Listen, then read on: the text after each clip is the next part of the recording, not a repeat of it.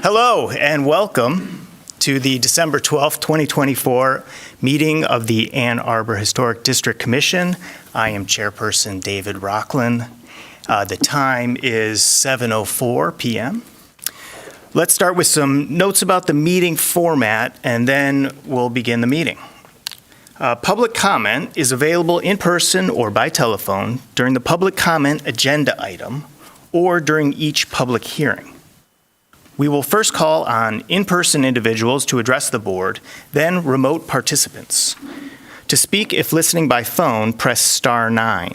If you are an applicant viewing through the web link, use the raise the hand feature. For phone access, call 877-853-5247 and enter meeting ID 965-3669-9762. For public hearings, we will first hear a report from Planning Services staff, followed by a report from this month's Commissioner Review Committee. Then the applicant or their representative will have up to 5 minutes in which to make their presentation. For remote participants, city staff will use the last 3 digits of the caller's phone number to select telephone callers that have raised their hand. Callers will hear an automated announcement that the host is allowing you to speak. When speaking, please move to a quiet area and mute any television or background sounds. Next, commissioners may ask questions of the applicant. Then the hearing will be open for public comment. The commissioners will then make a motion and discuss the application. The approval from a majority of commissioners present will be required for a certificate of appropriateness to be granted. Now we'll move on to roll call. Ms. Thatcher, will you please call the roll? Commissioner Rocklin. Here. Commissioner Smith. Present. Commissioner Kaplan. Here. Commissioner Ross. Commissioner Calderon. Here. Commissioner Fortner. Here. You have a quorum. Great. Okay, so now we'll move on to C, approval of the agenda. Are there any additions, deletions, or changes to this month's agenda? Okay. Hearing and seeing no objections, the agenda is approved as presented. Now we'll move on to D, public comment. This is an opportunity for members of the public to speak to the Historic District Commission for up to 3 minutes about an issue that is not listed as a public hearing on this agenda. We'll first call on in-person individuals to address the board, then remote participants. To speak, if listening by phone, press star 9, or if viewing through the web link, use the raise hand feature. For phone access, call 877-853-5247 and enter meeting ID 965-3669-9762. For either method of participation, please state your name and address at the beginning of your comments. Is there anyone present who would like to speak at this time? Okay, is there anyone remotely who would like to speak? No. Great. So then we'll move on to E, unfinished business, and there is no unfinished business tonight. So we'll go to F, hearings. We'll start with F1, 539 South 7th Street. May we please have the staff report? Yes, one moment. I just promoted, I hope, the property owner.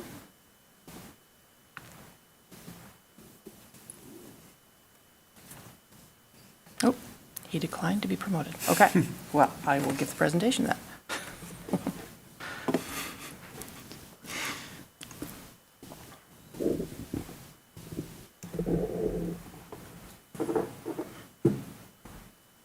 They can still hear and watch, right, when they're not? Yeah, yep. Okay, there we go. All right, this L-shaped Italianate vernacular house first appears in Polk City directories in 1896 as the Francois home. Francois was an instructor of French at the University of Michigan. Features a stone foundation, 1/1 windows, and a full-width front porch. The current porch replaced a brick porch with more slender brick columns that can be seen in 1948 photos at the AADL Old News website. The house has an interesting 1980s history, was a certified 2-unit rental in 1984, and then it became a daycare preschool. The driveway was formerly on the north or left side of the house, but it was deemed too narrow for a special exception use to have, so they moved it to the south side of the house. There's where it used to be, and this is the garage that we'll be talking about in a second. Subsequently, an addition was built on the back of the house here, making what used to be the driveway a very narrow space, so probably can't ever be a legal driveway again. But this is the new driveway that's 18 feet wide, much more pavement on the south side of the house. The 7th Street Learning Place operated out of the house, and in 1987, permits were issued to convert the garage to a playhouse. And later they installed electrical service for space heaters. The current owner once again certified the house as a rental in 1998. So this is on the east side of South 7th Street, just south of the intersection of Lutz. And the applicant is seeking HDC approval to remove an accessory structure in the backyard and construct a garage with an accessory dwelling unit on the second floor. There are a couple of surprising things about this garage. One is that this door is much shorter than Commissioner Steve because it was converted to a playhouse from a garage. So that was the kid-sized door. The other surprising thing about it is that it doesn't have a gable roof. It only has a gable. It's unique. I've never seen that before in the Old West Side. Originally, I'll show you in a minute the 1948 aerial photo. I thought that it was a gable roof where they had, for some reason, taken it off, left this front wall standing, and put on a low slope shed. But when we were out there on the site, this looks like, just a couple more photos of it. It really looks like the historic garage had these very typical parapet walls. Move some stuff out of the way here on my screen. You can see the back here of the sloping shed roof. So I think it was a shed roof garage that, for whatever reason, they added this on as a decorative feature or something, got rid of the vehicle doors, put in the little kiddie door and a couple of big windows. It does have drywall inside. It used to have a tile floor. So it is at one point it was a finished structure. It's not super finished right now. There is a big skylight, a big bubble dome skylight that you can't see here on the roof. Seems to have had a lot of leaking into the interior. Let's see, this picture of the back of the house is kind of interesting. You can see the back porch that used to match the original front porch where I said there were slender brick columns. So I think that these are an original feature of the house. They enclosed it at some point, and my best bet is that this gable with the two little windows continued down and ended over here somewhere. Then they put an addition on with another gable that faces the backyard, and then that side addition that's in the former driveway area that I showed you a minute ago. How houses evolve is always very fascinating. This slide is here because it is in the backyard. This is a house on 6th Street. I only include it to show you because the commission approved this less than a year ago, and one of the commissioners designed it. And this is what it looks like from the 7th Street side. I thought it was interesting because we rarely look at what buildings will look like from the backyard. We usually think about the neighbors to the sides and what it'll look like from the street. So this one came out A-okay, in my opinion. Here's a current aerial photo. We've got the L-shaped house. This is the original one-story wing in the back. This was an addition, and I guess it's just one addition that had a gable and sort of a side wing sticking out there. And here is our garage. So the proposal is to remove this garage and replace it. I was a little bit surprised when I dug through permits to learn that this garage is the same one that was there during the period of significance, but it's really not a garage anymore. And I'll get into that more in a minute, but let's see. You can't really see the big skylight. It's back here somewhere. This is the 1947 aerial. If you look at it with a squint, you can see the L-shaped building, the one-story wing, and I was kind of thrown by this shadow line here, which you don't usually get on a flat roof on these aerial photos. You can see this one is very clearly a gabled, a pitched roof. but this one's a little bit less conclusive. So whether it had a gabled roof and they took it off and made it slanted, or whether it had a low slope roof and they put that decorative feature on, probably the latter, not 100%. I feel like I sure. see the top of a parapet wall on the north side On there. yeah, Right? yeah. And also, you don't see a shadow of a gable at the front. Yeah, it's straight. Oh, you're right. Oh, there's the smoking gun. Yeah. That's it. No Okay. gable.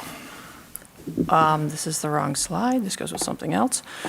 Okay, getting into the application and attachments. This is a good illustration that's part of the submission packet that shows the current garage. It's got a little thing behind it back here, but there are a lot of outbuildings in this neighborhood. There are a couple of really big ones here and here. This is a 2-car garage. These are more traditionally sized, and now we've got the new one back here too.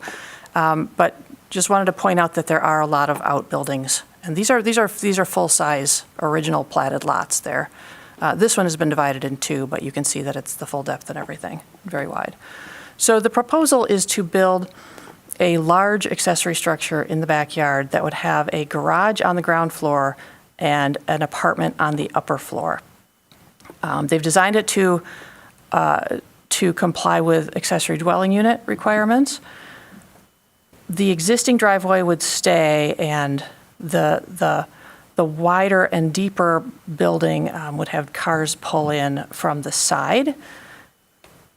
Stairs up to the second floor ADU would be under a porch roof here going in. This will all make much more sense in a minute, but there's a sort of a colonnade that wraps around 2 sides. So it makes this footprint appear larger. So just stick to the hatched area, and you'll see that the width of the new accessory structure is pretty comparable to the width of the existing house on the back. They have moved it over from where the garage, the original garage that's there now, was sitting, so it's a few more feet off of the property line. That puts it pretty much in line, or nearly in line, with this side bump out on the house. And same thing on this side. It comes within a few feet of the south side of the house. So here's the design. It has a hip roof and horizontal windows, lap siding, and then this colonnade that I mentioned wrapping around. The stairs go up to a sort of a covered porch that's inset under the hip roof. There are a lot of design elements, a lot more than we sometimes see on garages. It's got these little decorative, they're sort of corbels, sort of rafter tails in the eaves. It's got several light fixtures, person doors, and a double and a single garage door. Here we are from the garage side. The apartment upstairs doesn't extend all the way to the back of the structure, so this is a little 1-story bit behind the 2-story part that has the apartment in it. All right, so the garage, it says on these drawings that it is 872 square feet. This is really big for an accessory structure. It's as big as many Old West Side houses' original footprints were. This is a little bit easier to read. 31.5 by 24 feet. The 24 feet, I think I'm okay with, because that's the width that we generally top out 2-car garages at, like 20 by 20, 24 by 24. But this goes back much farther to 31 feet 6 inches. Quite frankly, I'm kind of okay with that, because it's just using up more of the depth of the backyard. If you think about how many garages we have in the Old West Side, where there's sort of a dead space behind the garage where you keep your trash cans and your canoe and dump your old trash and your firewood and stuff. This makes better use of that and pushes it closer to the rear lot line. So that part I'm really okay with. Here we have a roof plan. These, let's see, this on the left, this is a first floor roof on that colonnade, and this is a first floor roof. They're labeled lower roof. And this is also a first floor roof, but it has building underneath it instead of just a walkway. Living area, 2 small bedrooms, living room, kitchen, bath, very straightforward. This says it's 800 square feet, which is the maximum size for accessory dwelling units. If you add up the different rooms, it comes in closer to 700 feet, so I'm not sure what's going on with that. And also, it's a little bit smaller than the 800 square foot garage, so 700 square feet is probably a little bit closer to the actual size of the upstairs. Okay, here are the elevation drawings. I will have to look at my notes to find materials.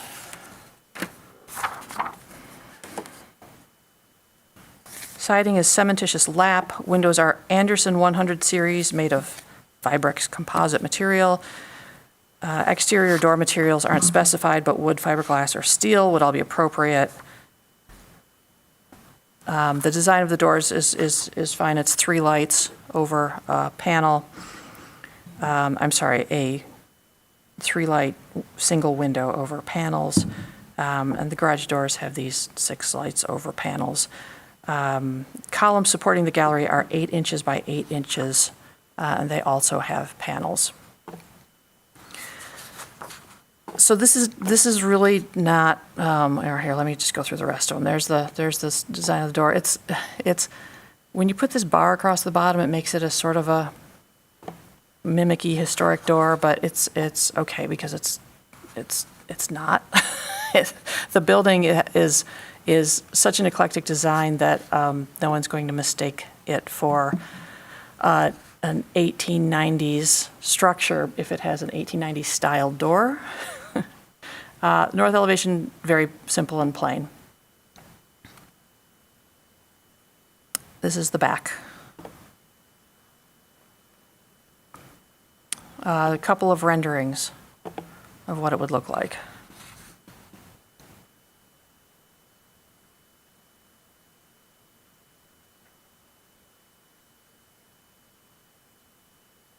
So I'm going to go through the design guidelines and the Secretary of Interior standards, and then come back up and add a couple more comments. So the Secretary of Interior standards that best apply are number 2, which says the historic character of a property will be retained and preserved. The removal of historic materials or alteration of features and spaces that characterize a property will be avoided. Number 9 says new additions, exterior alterations, or related new construction shall not destroy historic materials that characterize the property. The new work shall be differentiated from the old and shall be compatible with massing, size, scale, and architectural features to protect the historic integrity of the property and its environment. Number 10 says new additions and adjacent or related new construction will be undertaken in such a manner that if removed in the future, the essential form and integrity of the historic property and its environment would be unimpaired. From the Secretary of the Interior's guidelines for building site, it's recommended to design new exterior additions to historic buildings or adjacent new construction which is compatible with the historic character of the site, which preserves the historic relationship between a building or buildings, landscape features, and open space. It's recommended to retain the historic relationship between buildings, landscape features, and open space. It's recommended to identify, retain, and preserve buildings and their features, as well as features of the site that are important in defining its overall historic character. Also, designing and constructing a new feature of a site when the historic feature is completely missing, or be a new design that is compatible with the historic character of the building and site. Not recommended is to introduce new construction onto a building site which is visually incompatible in terms of size, scale, design, materials, color, and texture, or which destroys historic relationships on the site. Not recommended is removing or radically changing buildings and their features or site features which are important in defining the overall historic character of the building site, so that as a result the character is diminished. From district or neighborhood setting, not recommended is introducing new construction that is visually incompatible or that destroys historic relationships within the setting. From the Ann Arbor Historic District Design Guidelines for residential accessory structures, it's appropriate to retain the historic relationship between buildings, landscape features, and open spaces. It's appropriate also to locate sheds and garages in the rear yard and to use exterior wall and roof materials that are compatible with historic materials on the main structure and in the neighborhood. It's It is appropriate to use a roof shape and pitch that replicates the shape and pitch of the roof of the main structure. It's also appropriate to use windows and doors that are compatible in proportion and style to the main structure and the neighborhood. It's not appropriate to introduce new construction which is visually incompatible.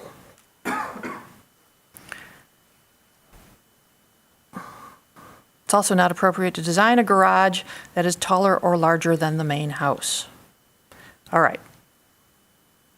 Let me move back up to our renderings. So the design has a lot of horizontal elements to it. The windows, the wraparound roofs, the low hip roof on the top. So the design guidelines do talk about mimicking the window and roof shapes of the historic building that's on the site.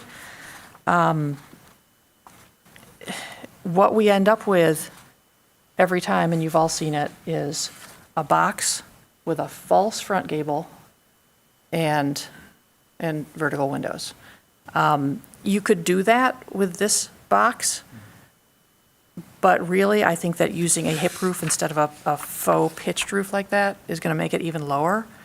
And I really do applaud them for putting an entire two-bedroom apartment upstairs. You know, this isn't a rumpus room for the kids. This is real living space that somebody could stay in for a while and really use. I don't think I've ever seen a 3-car garage proposed in the historic district, except tandem ones where they're in front of each other.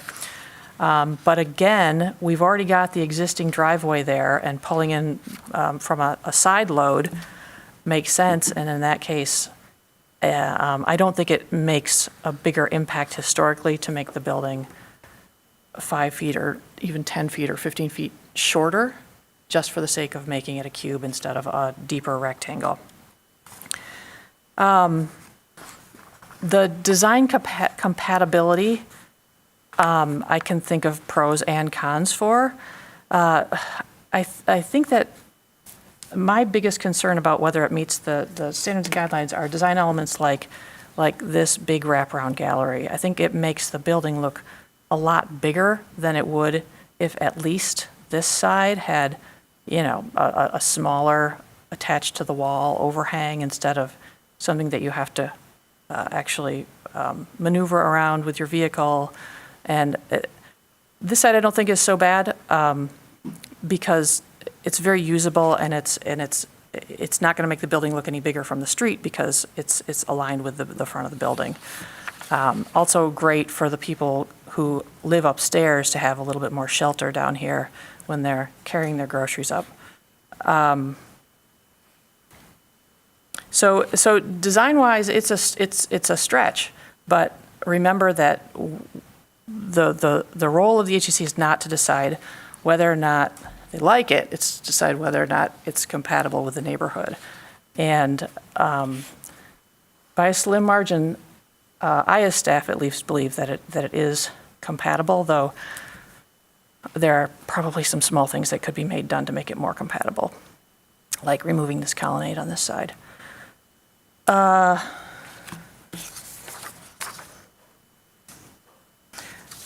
And I should back up to say that I also believe that the changes that have been done to the former garage, like adding that gable, getting rid of the car doors, putting in another person door, putting in a couple windows, putting in drywall, electricity, everything else, and even if somebody wanted to reverse all of that work, you still couldn't use it as a garage because you can no longer put a driveway in. I think the garage as a structure has lost its historic integrity. Okay, I think that is it for the staff report. Thank you. Thank you very much. Well, Commissioners Fortner and Kaplan were on the review committee, so will you please give us your report and recommendation? Sure. I think the two things that really stuck out to me on site were, first of all, the overall size of the yard, the parcel itself is more than big enough to accommodate what they're proposing here. It did not feel like it was squeezed into anything. There was a bit of space for that. And echoing what Jill has just said, it did not feel to me like there was enough left of the original garage for it to be something to try to protect. It has gone through a number of changes already, and some of them weren't great. So I don't know that there's anything that really compelled me to feel like we should be really fighting for what's there. Those were my main things I drew from it. Commissioner Fortner, anything to add? Yeah, nothing to add. Okay. You agree with everything you've heard thus far? Okay. Very good. Then let's move on. I'll ask the applicant to come forward at this time, or I guess we established they're on Zoom, so He's coming. can we promote? Yes. So please unmute and turn on your video. Please provide your name and address for the record. You have up to 5 minutes to speak, and we'd like to know if you have anything to add to the staff report or review committee report. Do we have anyone coming in? Yes. Okay. Yes, Blair will be joining us. Okay. Oh, there we go. Hi. Hey there. Hey, how's it going? Good. How are you? Great. First time doing Zoom on this computer, so it's a little bit like, Okay, oh no, you're am I gonna coming in make it or very, not? very clear, so that's good. Please state your name and address for the record, and then you've got 5 minutes, and just let us know if you got anything to add to the staff report or the review committee report that you've heard so far. Sure. I'm Blair Dudley. I'm the property owner. Our address isn't 539. We live just down the street. We actually used to live in that house, but we live at 1310 Lutz Avenue. This is my architect and good friend, Jeremy Ziegler. He's the one that did all the work. Just helping him with his property over here. Yeah, And I think we found some good solutions. And Jill, thank you that was a very thorough report. I really appreciate all the work you put into that. What we tried to do with this is just keep as low of a profile as we could with the design. And that's really why we chose the hip roofs. We really found as we were going through the design process, we just couldn't get a lot of space for the accessory dwelling when we were trying to match the pitch of the roof. But we really did go that route first and try to do that. And this is where we kind of landed with trying to hit as many marks as we could and accomplish what Blair needs on the property. Right. And I appreciate I didn't really have a thorough understanding, but now I have a good appreciation. Having a house that's on the Old West Side, understanding now your process and appreciating the need to keep the integrity for what's there existing. And like you said, the old garage has been changed and modified through the years, well before we even purchased the house back in the 90s.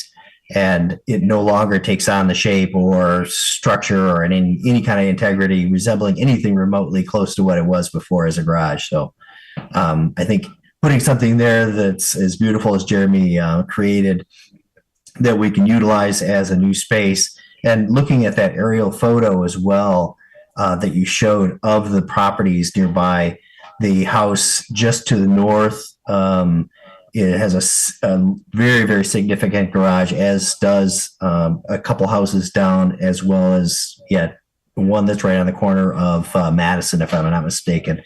So I think this, like you said, the property itself is pretty deep. It's got a big yard, and it certainly can accommodate the size of what we're putting something there. But I don't think it is going to detract from the driving by the house and making any kind of assumptions or saying, wow, they really screwed this up by putting something back there. Very good. Okay, well, thank you both for your comments. Just hold tight. We're now going to ask some questions if we have any. So I'll just ask the commission, does anyone have any questions for Blair and Jeremy? Okay, I had a couple, I believe, so let me just get to my notes here. Okay, so I did not see any landscaping plans. So really what I was curious about, though, was I see some pretty tall evergreen trees right on the back property line. I know you're building, maybe it's 7 feet away from the property line or something. Can you let us know what the plan is for those trees specifically? And then anything else about landscaping that you have planned, we'd be curious. Yeah, I don't know. You want to chime in? Well, we are doing a good bit of water mitigation. So we've got a rain garden between the house and the garage. So that'll help kind of hide that from the street as well. And in terms of the trees that are behind the garage currently, we'll need to take a look and see just how close they are to the property line and the garage. But if we can keep those, we will. I don't think we're trying to get rid of more than we need to here. Yeah, I'm a big fan of keeping the natural environment as close to the way it is as much as possible. There's a couple trees that are really close to the fence, and if we're going to encroach on those might have to go, but the others we're certainly going to stick around. I'm not planning on taking anything out that doesn't need to unnecessarily come out. Thank you. And then if you look Yeah. at this picture that I think Jill has up there, all this decorative shrubbery and stuff like that is stuff that I've put in to kind of beautify the house that you see currently. Obviously, this is kind of it was a bad day. I think I remember the day you guys on the 9th when it came out, there was raining, it was nasty. But yeah, so during the summer, this really looks pretty. There's a lot of some really nice wigalias there and some, a lot of other plants that are very decorative and stuff. So I plan on putting things in there that will kind of mimic that. Okay. Also on the site, I have a question about the driveway. I see that the driveway from here, it goes back very deep into the yard. And I'm wondering, can you give us an estimate of how many, will you have to add to the driveway for this new design? And if so, do you have a guess as how many square feet of driveway you would need to add? That's a good question. It does go quite a ways back. We will need to add a little bit at the end just for the turnaround. And that's, I think, where we're trying to put the rain garden in and really make sure that we do make up for that. I guess my next question, maybe back to you, is if you thought there was something you'd like to see there. I don't know. Me and Blair haven't necessarily talked about permeable pavers or anything, but I'm not sure if that's what you might be leading us to here. But we could certainly maybe even do that along the edge of the driveway or something like that. If that's something you're suggesting. Just trying to get a handle on what the proposal is. So I'm not trying to suggest anything. I'm just, I guess I'd like, what I'll visualize in my head is what's drawn here, which is, pretty much pavement all the way back to the property line. I didn't really see, I guess I didn't focus it on this drawing here so much that, that it goes all the way back to the property line. Looking at the photo, so it looks like there's another 10 feet or so of paving. And so is there a material proposed? No. No, okay. No. All right, so we can discuss that and maybe we'll have a follow-up question for you on that point, but we can move on. And then just last question is, I think I saw something in the packet, the ridge height is around 23 feet of the ADU. And do you happen to know the height, the highest height of the ridge of the house? It is it is underneath that. Each floor is 8 Yeah. feet, and it's about 36 inches above the ground, with 10 inches between. So, if in quick math terms, that'd be 16, 17. That's 20 just to the ceiling in the second floor, plus the gable in the house. That's I think we've got an 812 pitch on the house. So you could, Yeah, you gotta go back one more With a- where the car was in the driveway. 22-foot wide house, that's going to put us almost. Yeah, right So you there. got another 7 feet. So it's about 27 feet.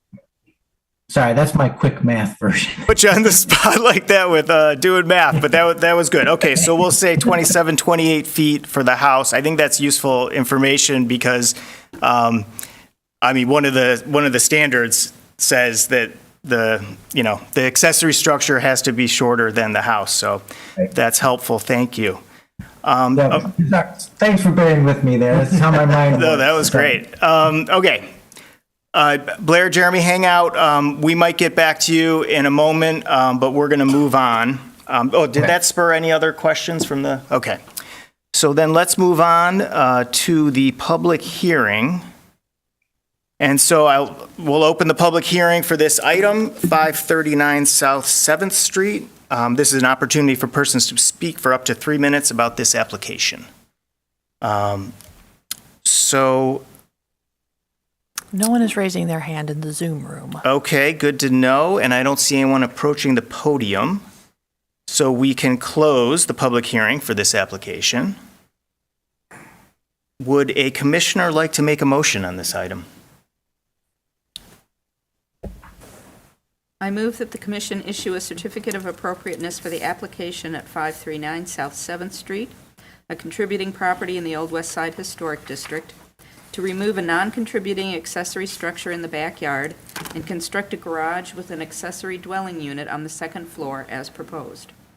The work is compatible in exterior design, arrangement, texture, material, and relationship to the rest of the building and the surrounding area, and meets the Ann Arbor Historic District design guidelines, especially those for residential accessory structures, and the Secretary of the Interior standards for rehabilitation and guidelines for rehabilitating historic buildings, in particular standards 2, 9, and 10, and the guidelines for building site and district or neighborhood setting.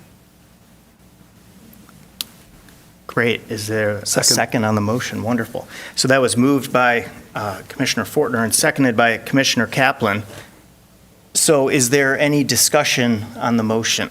I think that, I guess before we get into it, like there's several different issues to discuss. I think that whether or not the garage is contributing, we should hit, and then also anything about the driveway, and then just basically the compatibility of the new garage. So I guess we'll just try to bucket it like that. And does anyone have anything to say about the contributing or non-contributing, or does anyone think that the garage is contributing and we should somehow keep it? No, I think Jill's staff report nailed it. Yeah, I would agree. Very good. Okay. So then, what I see with the driveway is this is a lot of pavement there, and they want to add a little bit more to a lot of pavement. If this was just like there was a 2-track driveway and then we were going from that to this, it would be kind of difficult to support, I think. But does anyone see it differently where they're doing something with the driveway that's untold? I think that, like if you can talk about maybe doing, gravel, something that's a little less permanent and a little bit more permeable than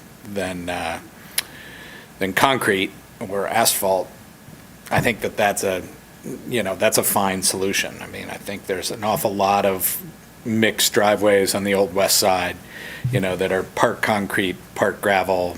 I think going to pervious pavers is, a bridge I don't know that there's any benefit in doing that.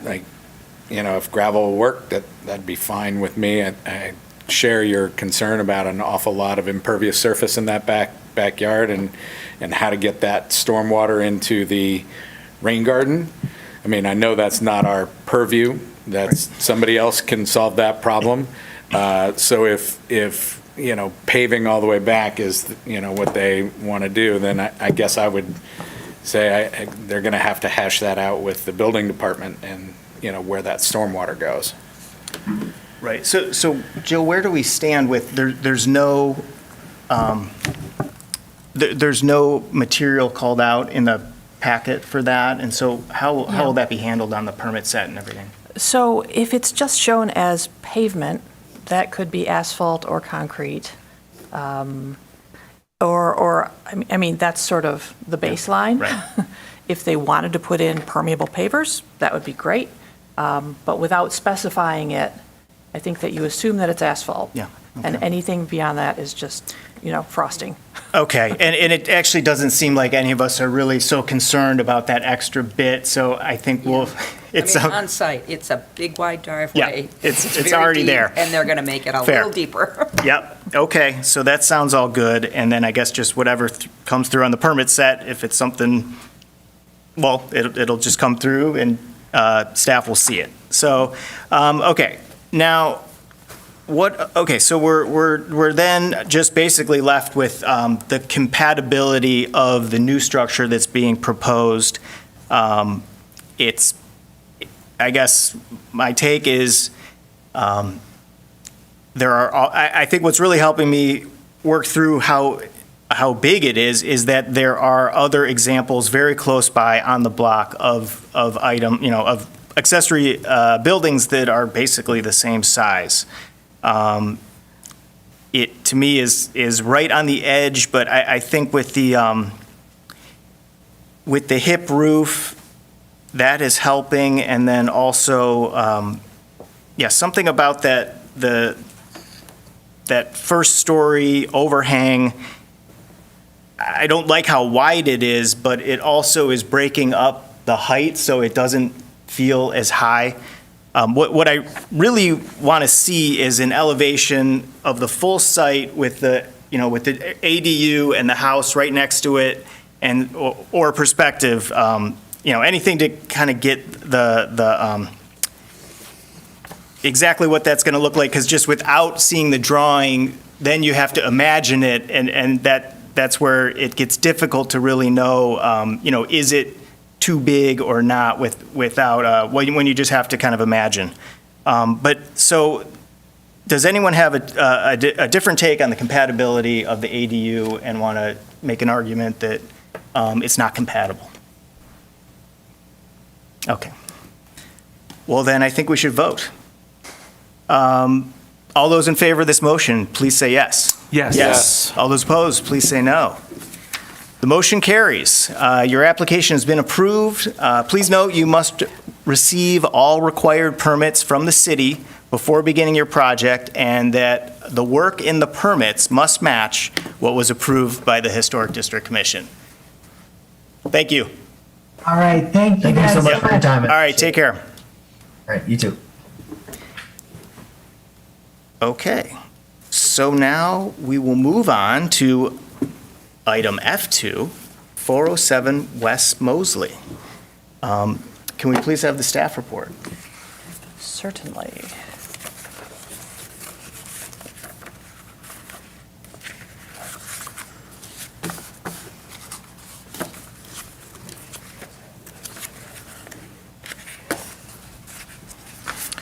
The 407 West Mosley is a 1.5-story side gable craftsman built in 1923. The first owner was Oscar Hochrein. First floor features brick cladding with a full-width brick front porch with square brick columns and a shed roof. The second floor has an inset front gable dormer and a shed rear gable dormer. The second floor is clad in wide aluminum siding with beveled corners installed over the original stucco. The original barge board trim and rafter tails are present in the eaves. A red brick chimney is a prominent feature of the east side elevation. The original wood windows have a single light bottom sash and the top sash of a perimeter window style, meaning it has an interior mutton that frames the window. Several single sash windows, like those flanking the chimney, also have a perimeter mutton style top sash. And the property has an original 1 3/4 story garage/barn to the southwest of the house. It's located on the south side of West Mosley between 2nd Street and 3rd Street. And the applicant is seeking HCC approval to construct a 618 square foot addition on the rear elevation of the house and a low 8-foot by 24-foot deck with no guardrails behind the addition.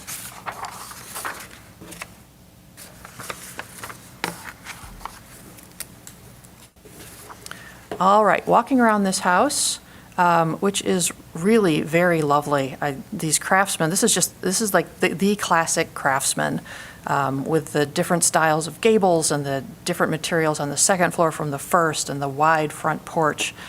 This is a really good example of that style. Back here at the end of the driveway, you see what I'm calling the garage barn.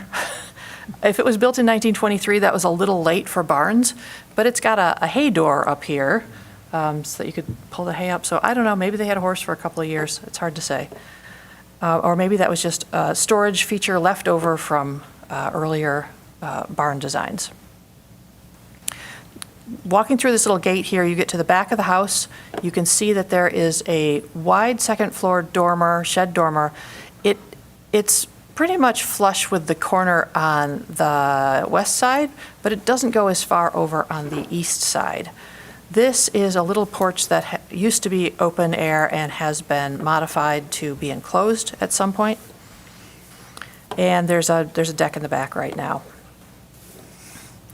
If you go up a few stairs alongside the garage, you're in a raised portion of the backyard. Just took a photo from there so you could get a better view of the back of the house and how that roof line is tying in back there. This is Katie, the architect. She is holding a measuring tape here. The back of the new addition is 3 boards in on the existing back porch, which I'll go back to again in a second. And this is the depth, I believe it's 8 feet, of the new low porch just like this deck that would go behind the addition. And just tie in the back of the stairs here. You can see that the addition stops short of the garage, which I think is helpful and good. And this is the location of the corner, so there's plenty of room between the two structures here. This is the east side of the house with a big brick fireplace looking toward Mosley Street. You can see the neighboring structure there, which is a modern apartment building. And here's another view of that east side. Just really gorgeous craftsman features. No work is proposed on the front or either of the sides of this house. Just one more shot looking down the driveway. There's a huge tree back here, but it's in that upper level part of the yard, so it will not be impacted by this work. All right, so here's the site plan. This is the post-1945 mudroom that would come off of the back. Proposed addition is a rectangle off the back, and the proposed deck goes beyond that.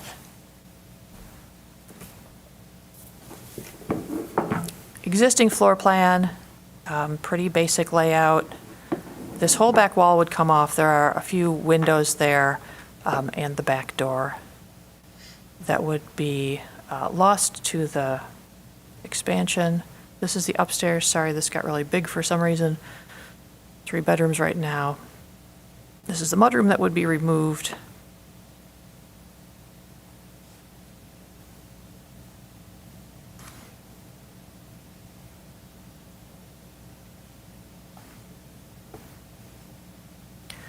This portion of the shed dormer on the back would be removed, and this will make more sense in a second when we get to that part of the drawings. So now we've got a new room on the back, expanded kitchen, den area. You can see that there is an inset of 10 inches on both of the rear corners.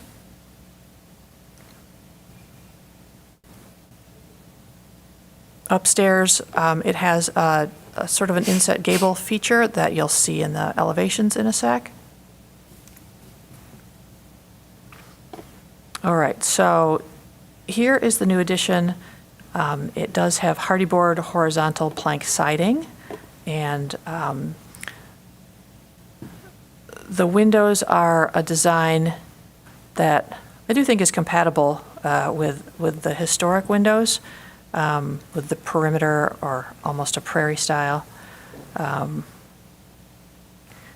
This roof ties in underneath the roof of the shed dormer, which was what staff recommended that they do in order to keep that corner intact. This is the back of the house. This is that shed dormer. You can see that on this side, the shed dormer is truncated by the addition. Rather than making the addition narrower and centering it on this dormer, I think at one point they said, they can correct me if they're wrong when they come up, but that would make the addition much deeper to get the size that they were looking for. And there's not a whole lot of room to go back farther in that backyard since it is a bi-level. But you can see that there's this inset dormer. This was intentional to mimic the dormer on the front of the house. It's got a 3-part sliding door, a couple of new windows on the back. This is the east elevation, and really the only problematic part of this whole application for me is right here. The shed dormer is truncated again in order to accommodate this wider second floor addition. Commissioners will have to decide whether the shed dormer is a character defining feature and whether this is problematic for that or not. On the back will be the deck. It'll once again be low. It does not, won't have guardrails or anything. And the windows are small on this elevation, but again, I think they're compatible. They're roughly the size, a little bit taller than a couple of small windows on this side. So these renderings are really helpful to understand the volume and the mass of what's going on in the back. You've got your 10-inch inset. You've got your roof lines coming together here. And then on this side, you've got this roof tying in the eave, the same depth of the existing eave, and that truncated dormer up here on the top. When we were on site with the review committee, I believe that this height was 12 inches, but again, correct me if I'm wrong. Yeah. That was right, okay. Which is good, because that gives you a little wiggle room if you get in there and you realize that there's some wacky construction going on and you need to bump it up 2 inches, you still got room. Whereas if it ties in exactly to the roof ridge, it gives you no place to go at all. And here's the 10-inch inset on this side. The Pelladors do indicate that they're simulated divided lights with spacers. The clad wood windows on the addition, they don't indicate that they're the simulated divided lights. In fact, this looks an awful lot like blinds between the glass, which probably wouldn't be appropriate, but when the applicants come up, they can talk about that a little bit more. All right, so some of these standards I've already read to you. I have read 2. Number 5 says distinctive features, finishes, and construction techniques or examples of craftsmanship that characterize a property shall be preserved. I've read to you 9 and 10 already. I'm just going to sort of buzz through these because some of them you've already heard. For additions, the guidelines do recommend constructing a new addition so that there's the least possible loss of historic materials so that character-defining features are not obscured, damaged, or destroyed. It's recommended to design new additions in a manner that makes clear what is historic and what is new. It's not recommended to design a new addition so that the size and scale in relation to the historic building are out of proportion, thus diminishing the historic character. This addition, the footprint and the floor area are both right at 50%. So it's maximizing what's recommended in the design guidelines. So size-wise, that part checks out. It's not recommended to design and construct new additions that result in the diminution or loss of the historic character of the resource, including its design, materials, workmanship, location, and setting. For roofs, it's recommended to retain and preserve roofs and their functional decorative features that are important in defining the overall historic character of the building. This includes the roof's shape, decorative features such as chimneys, and roofing material. Not recommended is changing the configuration of a roof by adding new features such as dormer windows, vents, or skylights so that historic character is diminished. From the guidelines for alterations or additions for the new use, it's recommended to design additions to roofs or dormers or skylights when required by the new use that they are inconspicuous from the public right-of-way and do not damage or obscure character-defining features. From the Ann Arbor Historic District Design Guidelines for all additions, it's appropriate to locate a required addition on the least character-defining elevation and keeping it subordinate in volume to the historic building. It's also appropriate to design the addition so it's compatible in terms of massing, materials, relationship of solids to voids, and proportion of openings. It's appropriate to limit the size and scale so it does not diminish or visually overpower the building or the district. This is the footprint and floor area that I already mentioned. It's also appropriate to place new walls in a different plane from the historic structure in a subordinate position to the historic fabric. Not appropriate to design an addition that overpowers or dramatically alters the original building through size or height. It is appropriate to retain and maintain original historic roofing materials, roof shape, dormers, cupolas, chimneys, and built-in or decorative gutters and downspouts. All right. Let me get back up to the pictures and let me see what comments I have for you still. I think I mentioned that cladding is smooth hardy board with an 8-inch exposure. Let's see. So because the patio doors checked out on the applied muntins on the interior and the exterior with a spacer, but the window specifications didn't say that clearly. They might be fine, we might just need to look at better specs. But the motion that I've suggested that you don't have to use includes a condition that the windows and patio doors either have no grills or use muntins applied to the interior and exterior with spacers in the pattern shown. So we were able to clear up the patio doors part of it after I wrote this mutton, but this staff report, but the windows I'm still a little concerned about. Let's see, 4 original windows and a door opening will be lost to the addition.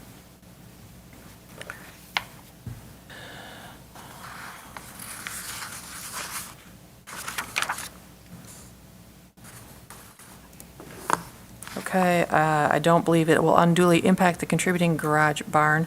So really, it's the shed dormer that staff is very concerned about on the east elevation. I don't believe that it meets the design guidelines. The one mitigating factor is that it's really hard to see from the street. But it is still a character-defining feature of the building. So that is a decision that the HDC is going to have to make. But let me get back out here to the street. See, this side, it's really close, so you can see the dormer back there. But on the other side, it's set back. You would probably see a little bit of the addition here because it's inset 10 inches, but that dormer is already out of sight. So that concludes staff's report. Thank you. Thank you very much. So let's hear the review committee report. That's from Commissioners Fortner and Kaplan.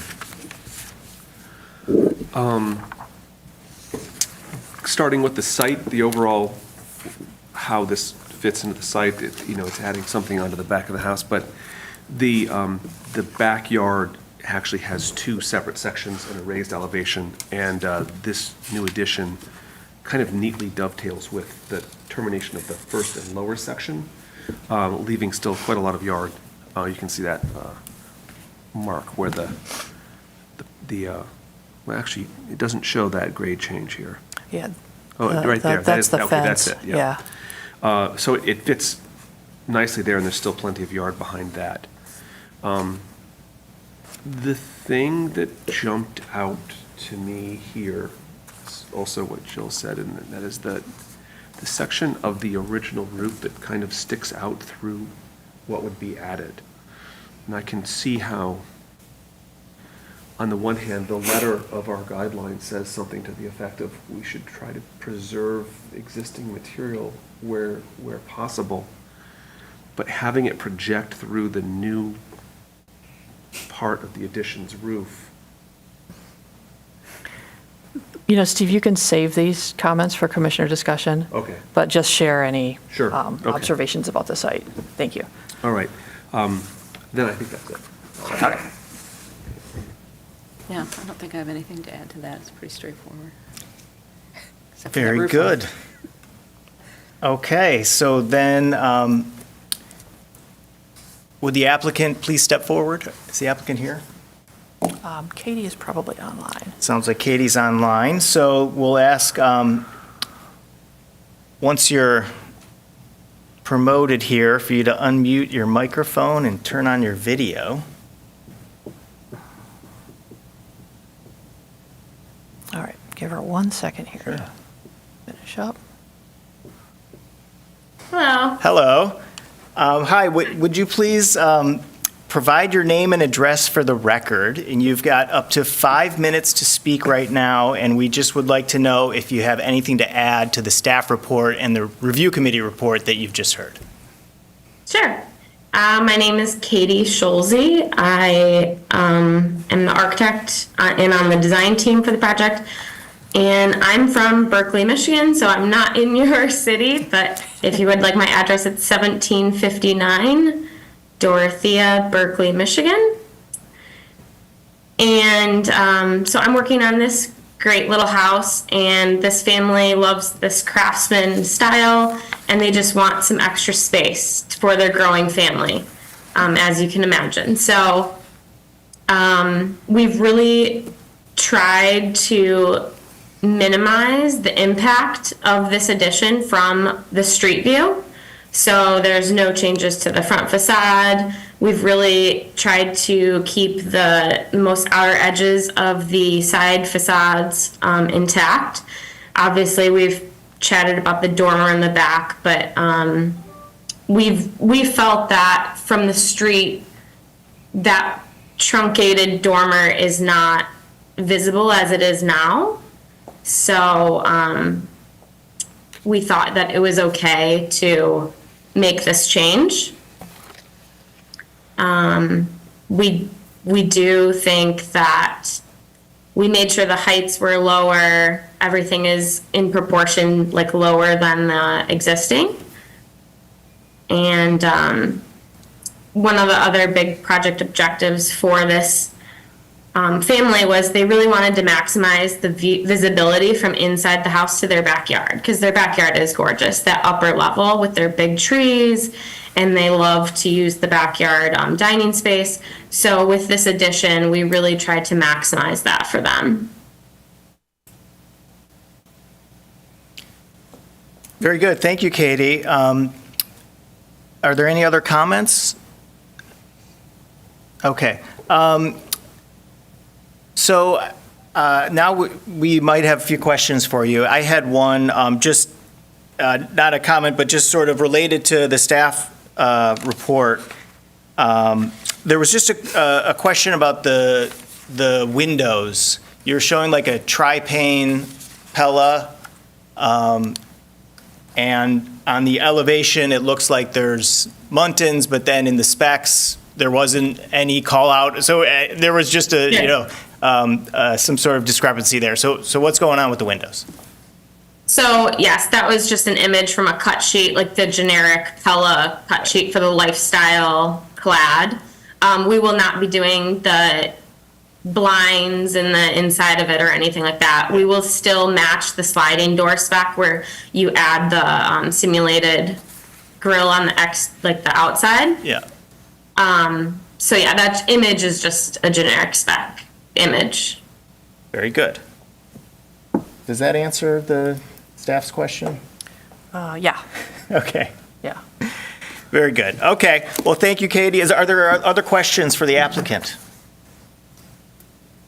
Wonderful. Okay. Well, hold on. We've got to do the public hearing, but we might get back to you in a moment. so now we'll open the public hearing for this item, 407 West Mosley.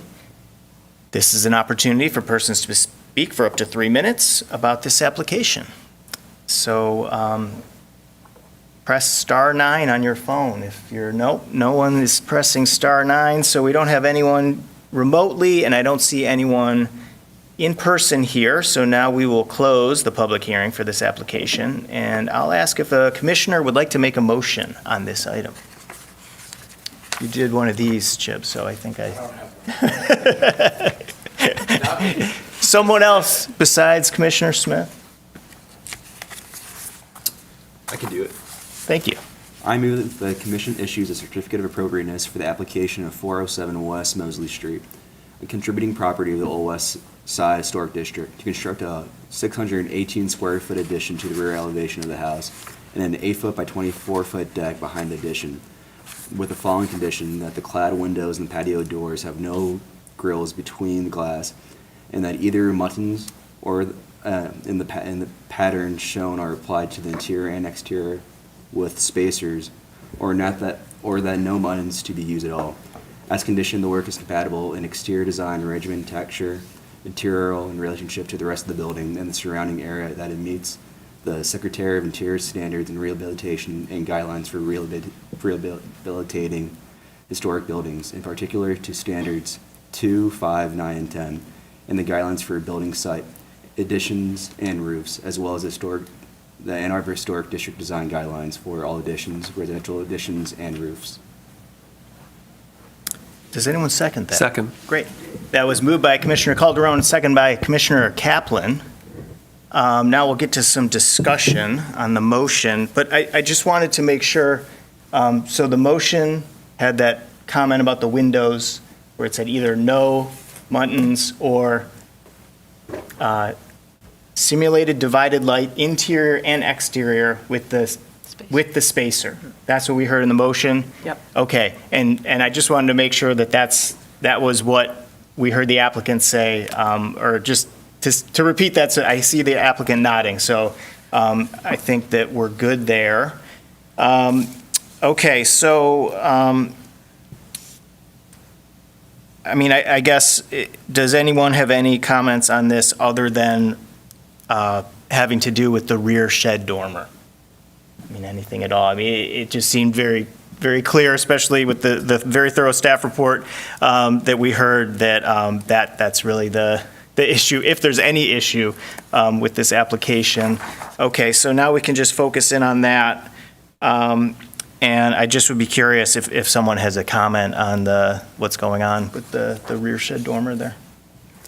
I guess I don't have any stronger feelings about the shed dormer than I do about losing the windows and the doors on the back. They're back, they're on the back of the building, secondary. It's modified in a way that's consistent with the rest of the house. There's a front gable dormer. So that doesn't concern me.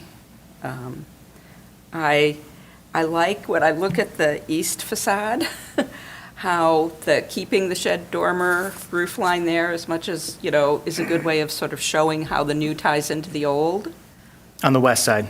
On the east side. Oh, on the east side. On the west side, because the dormer was so far in from the existing roof, Okay. the full roof. I think I where have you my get- east and west. Yeah, confused. so Okay. it's, this, I think you can look at this and say, oh, that Yep. was the original roof, and they Right. stuck this gable in there. The labels were reversed Oh, on that. sorry. Yeah. Okay, this is what I was looking Yeah. at. So, but when you see this, I don't think you look and say, oh, that's where the original shed dormer was. You look at this and say, why did they do that? You're saying, why did the original? Well, no, I think Designers or the new design? The point of keeping this roof line of the original shed dormer is to provide that history of what was there before this addition was put on the back. I think it does that on this elevation. Mm-hmm. I don't think, because there's so little of it, Yeah.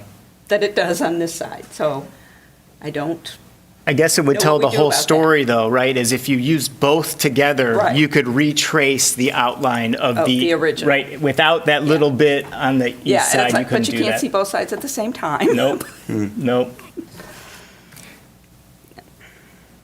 But that wasn't an argument against the No. project, as far as No. I can tell, right? Okay, No. so, all right, very good. I mean, I agree with what I heard from Commissioner Fortner. Does anyone else have any other comments? Okay, very good. Let's go to a vote. All those in favor of the motion, please say yes. Yes. Yes. All those opposed, please say no. The motion carries. Your application has been approved. Please note that you must receive all required permits from the city before beginning your project, and that the work in the permits must match what was approved by the Historic District Commission. Thanks, Katie. Yep. Thank you so much, Take and care. thank you, Jill. Yes, you're welcome, thanks. Very good. Okay, moving right along here to F3, that's 117 North Division.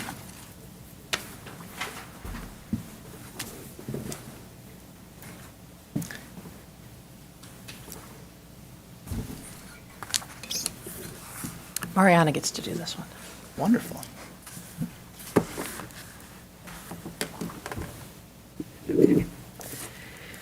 All right, we are at 117 North Division, which is a 2.5-story craftsman-style building. It has a side gable shingle roof with a front dormer, as well as a gable over the front entrance. The first story is brick clad. The second story has stucco and half timbering. There are a couple one-story bump outs, one on the south side of the building and then one on the west side, which is the rear, that also have that stucco and half timbering, or the rear one does. The one on the south side has brick on the exterior. The house first appears on the 1916 Sanborn Fire Insurance map. The building's overall form has not changed significantly since the period of significance. The rear bump out was slightly expanded, but that happened in 1931, or at least it's shown on the 1931 Sanborn map. From the 1960s until the mid-1990s, Catholic Social Services operated on the site. They made a few changes while they were there, including enclosing the porch on the side of the building, so now it just looks like the brick bump out that you see here. There was a garage at the rear of the house as well that was present on the 1948 Sanborn map. It was demolished in 1978. And then in the early 1980s, the rear yard was repaved. There were some other minor repairs at the time, and then the only other major change was the entry ramp that was installed at the front of the building in 1996. And at that same time, these front steps that you see were redone. So again, we are on the west side of North Division Street, south of Ann Street, and just north of Huron. And the applicant is seeking HDC approval to install a wood fire escape stair on the north side elevation of the building. So we'll walk through a couple photos. Again, this was once a porch that was then enclosed in the 1960s. Have another view of the building, and then we'll see on the drawings that the new fire escape stair is proposed to be right here on this side. This is the back. You can see the parking lot that was recently repaved. This right here up top of this bump out is the former fire escape stair. So there was previously one that went from right here and then ran down right here, this side of the building, so at the rear. And again, all of this was present during the period of significance. At least the building, not the fire escape stair. Another view of the back, so you can see the parking lot. Again, this is where the former stair was, and then this side right here is where the new fire escape stair is proposed to go. So it'll start from right here on top of this one story, and then it'll come out a little bit to go over this roof line, and then go down heading towards Division. You can see this garage here. It's a good kind of indicator.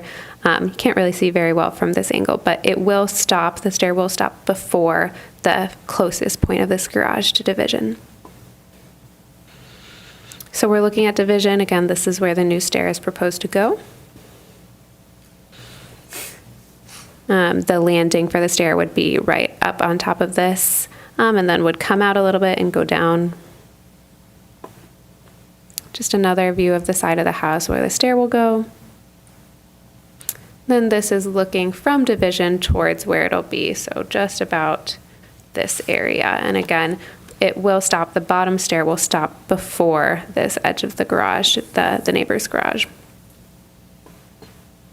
So you can see that a little bit better on the drawings. So this is the former stair that has already been removed. This is the new stair, attach, and then go along the side of the building. Just a little bit of a zoomed in look at what the staircase will actually look like. It will be treated wood, very simple in design. And then a side elevation of what it'll look like, mostly freestanding except for this landing out here, so it won't touch the side of the building. Just some more details, some sections. You can see, the handrail, spindles, again, treated wood. Then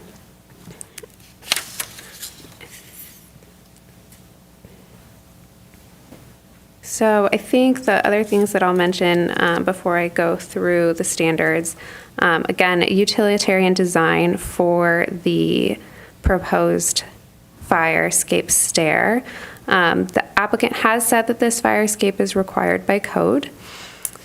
There also, per the applicant, the location of this stair on the side of the building, which makes it a little bit more visible rather than the rear where the former stair was, will give them better use of the parking lot. Limited historic features and materials will be impacted. The impact will be mainly visual. So Jill has already gone through 1, 9, and 10. Or no, I don't think she's done 1. I'll do 1. A property will be used as it was historically or be given a new use that requires minimal change to its distinctive materials, features, spaces, and spatial relationships. She has done 9 and 10. Just a few guidelines from the Secretary of the Interior, Health and Safety. It's recommended to work with local code officials to investigate systems, methods, or devices for safety that can be prescribed by code that avoids any unnecessary alterations. It's also not recommended to radically change, damage, or destroy character-defining spaces, features, or finishes when adding code-required stairways or elevators. As far as additions go, Jill has already been through these, so I'll just skip through. Coming to our own historic district design guidelines, again with safety codes, it's appropriate to comply with barrier-free and safety codes in a manner that ensures the preservation of character-defining features, and it's appropriate to, when required, add new stairways and elevators that do not alter existing facilities and spaces of the building. And I think we've already talked about additions. So typically, we see fire escapes asked to be removed from structures in historic districts, but if this one is required by code, the design is very simple, is more visible than the previous one would have been, but doesn't have a whole lot of an impact on the historic features, spaces, materials of the building. And that's all I have. Well, thank you very much. So we'll now get the review committee report. Just reiterate that it's minimal impact on the building and visually. Yeah, especially with this building where it is entirely viewable from the rear as well. You could argue that this stairwell getting tucked into the narrow pocket on the side of the building between the neighboring house is less visible than where it was initially, because the back of this building is very easily seen from the parking lot, actually right behind us here at City Hall. I think it's very straightforward other than that. I think it's the best place for the fire escape. Thank you both. Okay, so is the applicant here? Great. Please approach the podium. Provide your name and address for the record. You have 5 minutes, and reflect on what you've heard, please.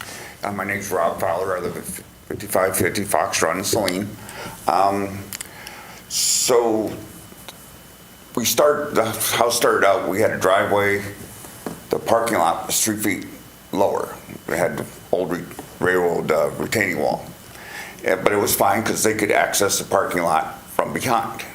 But then the credit union put a fence in, and that whole parking lot became useless. They couldn't access it. The building has approximately a 20 occupant load, maybe a little more because there's offices and stuff. So all they had was a driveway.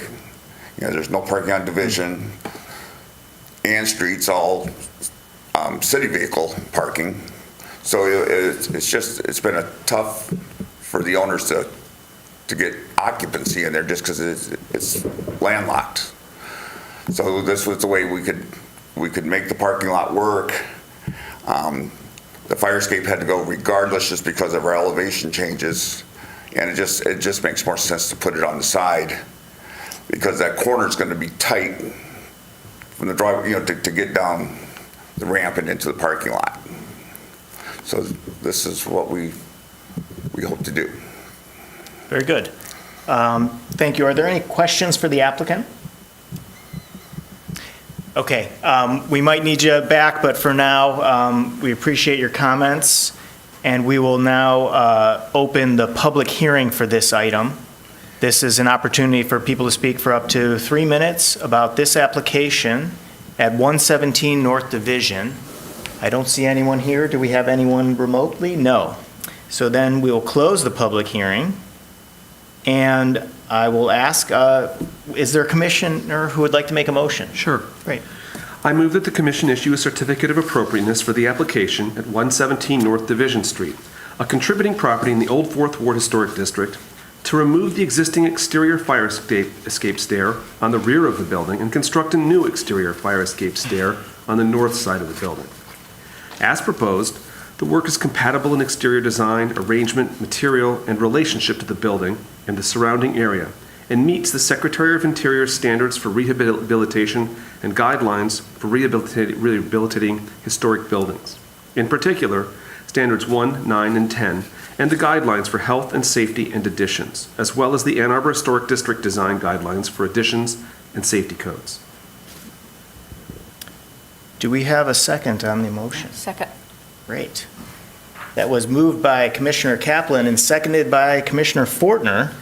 Well, I think we've heard maybe a consensus here that this is a kind of required item, and it's in the right spot, more or less. And I'll just add that it's immensely removable if anyone, future owner or this owner wants to remove it. And there's no historic features being removed or obscured or anything like that.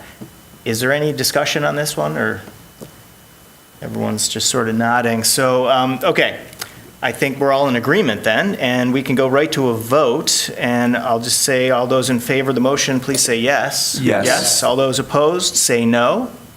The motion carries. Your application has been approved. Please note that you must receive all required permits from the city, and the permits need to match the proposal here. Thank you very much, Rob. Okay. We are now ready for item F4. It's 102 Crest. The staff report, whenever you're ready, please.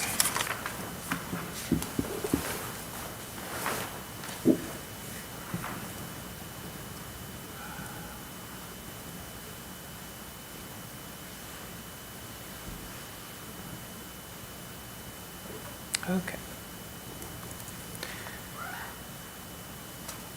So 102 Crest is in the Old West Side Historic District. It is a two-story colonial revival. First appears in Polk directories in 1919 as the home of Fred Gross. Features a center entry with a shallow, rounded portico and round columns on yellow brick bases. Matching brick wing walls flank the front stairs, and a yellow brick chimney is centered on the north gable end. Windows are symmetrical and mostly in pairs. All the windows have been replaced. What used to be a covered porch on the north elevation, on the right in this photo, was enclosed sometime after 1948 per Sanborn fire insurance maps. In July of '23, staff approved an application for a wood fence at this address, and it is at the southwest corner of Crest and West Huron. The applicant is seeking HCC approval to add a 45-square-foot addition on the south elevation, install a new patio door on the south elevation next to the addition, remove a basement egress window well and install a new smaller window, modify a basement window and add a well to make it egress compliant, infill 2 basement windows on the south elevation, relocate the air conditioning unit, infill a small kitchen window and replace it with a narrow horizontal window, and rebuild the office walls and foundation and install 4 new windows. So lots of little things going on in this application. They're really well documented in the application, which I appreciate hugely. So bear with me here and we'll walk around the house and take a look at what's proposed. So this is the front elevation of the house. The only change that would be proposed on this side is a 1/1 or 9/1 double hung window, 2-sash window is proposed to go on the side of what used to be an open porch. Keep in mind that none of this enclosing is original, and we'll see the drawings in a minute, but it will really help this look more compatible instead of just like something that was enclosed without really giving a whole lot of thought to it. I should add that these walls are proposed to be basically rebuilt, and the foundation to get it back into more habitable shape. There are 2 slider windows on the back. Those are also proposed to be replaced with 1/1 hung windows. And then, just another view of that. Finally, a smaller window, smaller horizontal window is proposed to go up on the top of this side. I think that these changes will immensely help this house's character. This whole enclosed porch deal just looks out of place, and I think that this will really give it a lot of symmetry. Okay, looking down the driveway, which is off of Huron, you can see there are attached garages, one for either of the houses that share the driveway. And on the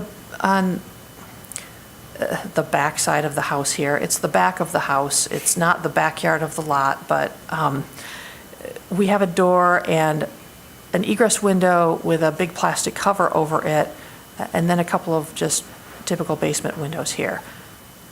So the proposal, back in the summer when things were still green and beautiful, was to remove this one and to move the egress window over to this. It's just a pair of typical 3 divided light wood hoppers or awning windows.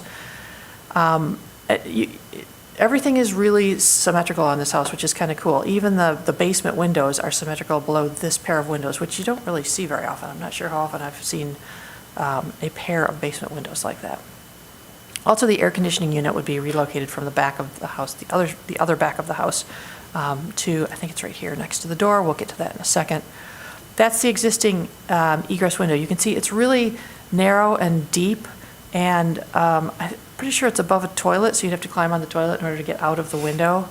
And then you'd have to contend with this plexiglass cover in order to get out. So they want to just fill this whole thing in, put in a small basement window that's the width of the current opening, which would be completely appropriate. New window would go here, new egress window. It would be a little bit narrower, actually, than this double opening, because this is really quite wide. And the well, typical well, all of the specs are included in the application, would go here, just on the other side of the back door. So this is the south-facing elevation. Crest is over here, Huron is over here, there's that big window. This is the side where the most work is proposed. The 48-square-foot addition is a 1-story, basically a bump out here on the back of the house on this west side. On the east side of this elevation, where this pair of windows is, they're proposing to replace these 2 windows with patio doors. And when we get the The designers up here, they can confirm whether or not the patio doors are the same width as this pair of windows, but it was pretty darn close when we were out there on the site visit. There's a window here and a window below this pair of windows that would both be infilled because this one would be obscured by a new addition, this one would be obscured by a new stoop for the new patio door. Conveniently, the depth of the addition almost exactly matches this fence, this railing here. And right now, the air conditioning unit is inside there, and it would be moved around to the other side to the left. Just another view of the front from the sidewalk. It's a pretty deep yard on this side.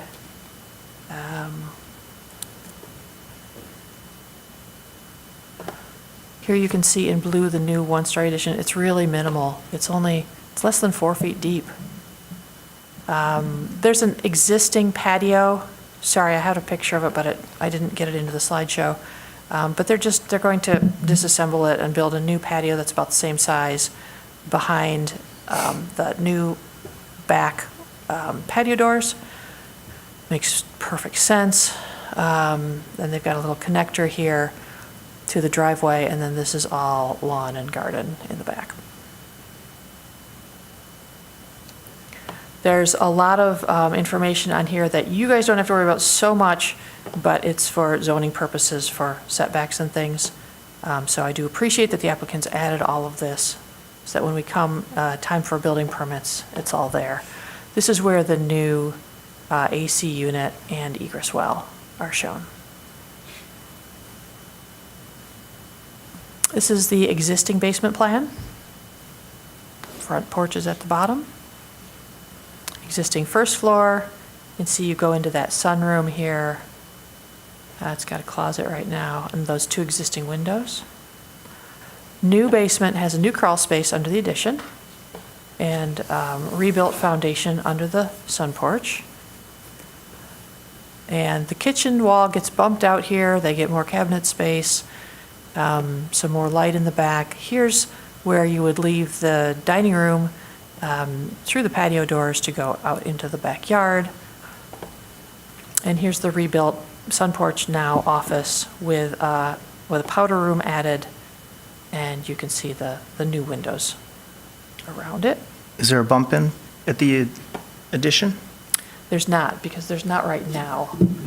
And this No, is... not on the office side. Oh, on sorry. There is. Okay. It is bumped in 4 inches from the existing corner. Okay. And I should add that when the applicants inquired about this, and I told them they needed a bump in, staff thinks it's okay to just have 4 inches here because it's only a single-story addition, and you can see the corner all the way up to the second floor. So,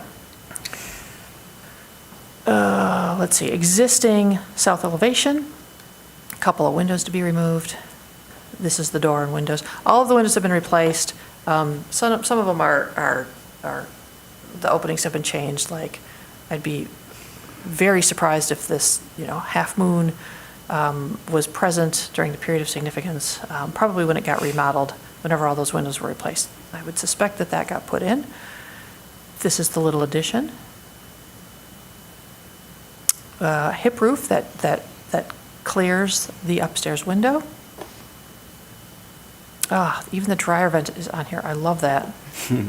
So when contractors come in for permits, if I see the dryer vent, I can just sign off on it. Otherwise, I have to say, no, you have to go back and get a permit, an HDC approval for the dryer vent. The patio doors have a transom over the top, a couple of new light fixtures. It is a pretty significant change to this elevation, but staff thinks it's entirely compatible, and it's visible, but it's a corner lot, and you're kind of stuck with that on a corner lot. There's really no getting around it. Existing basement window, getting moved over here to a new basement window. It's wider than the minimum requirement, but because this opening is already a double width, I think that's still compatible. Here's the kitchen window that's proposed to be removed and then rearranged here. Since this part of the house is really not visible from the street, you would have to, I mean, if you look down the driveway and really look for it, you could probably see that window. But staff doesn't have any concerns about this particular window being changed. Existing north elevation proposed, much more proportional. Existing front proposed with this new window here and the new elevation over here, new addition.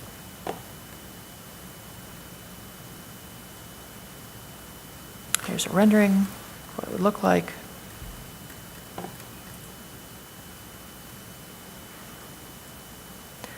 There is window information. I didn't include all of it in here. I just wanted to remember to point it out for the various styles of windows that are being proposed. And here's a drawing of the 12 by 12 patio. A little more information on that. The side walls of the new porch landing would be these wall blocks. And there's a representative patio pavers, which is all very compatible. You can see there's a few steps up here. Can't read that dimension, so I'm not sure if there's going to be a guardrail requirement or not, but it's not shown, so I'm guessing it's probably not. 16, 24. Okay, I have read to you standards 2 and 5 and 9 and 10 already. And I've gone through most of these guidelines, but I will stop at any that I haven't read to you yet.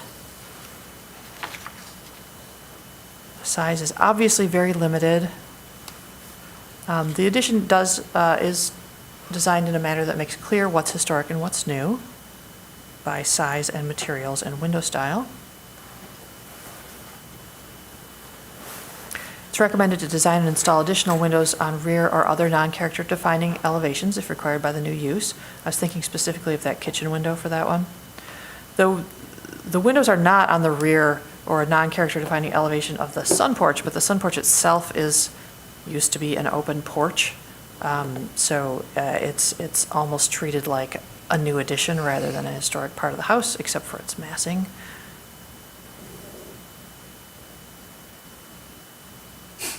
Yeah, I've been through all these. Okay. Staff does recommend approval of this application. Thank you. Thank you very much. Now we'll hear from the review committee report. Not a lot to add. I'm the most happy about how the filled-in porch facing Huron Street getting changed does an immense amount for this building. It really, that's the part where you look at it, it's a beautiful house, and that really cripples it, so.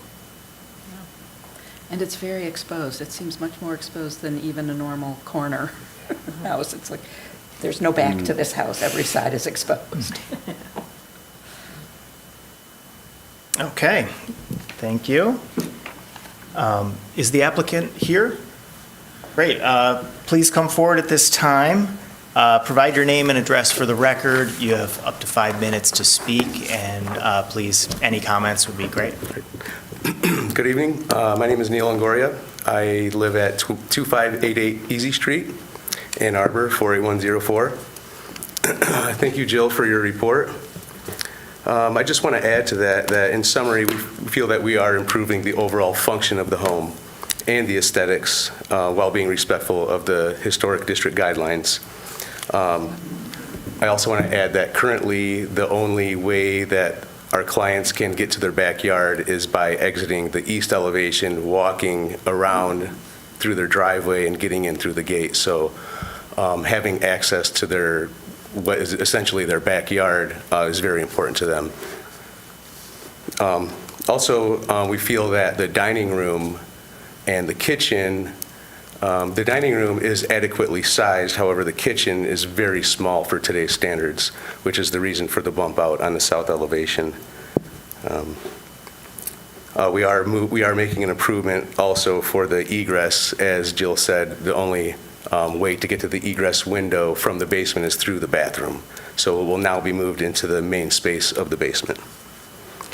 And again, the porch that was infilled it created a massing that is not compatible with the rest of the house.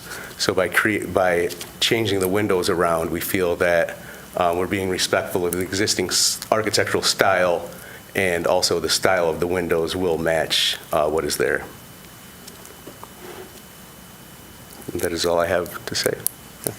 Very good, thank you. I had a quick question, and this is a good photo for it. I know the proposal says that they're going to get a new foundation, and I see the cladding is coming all the way down to grade. Yes.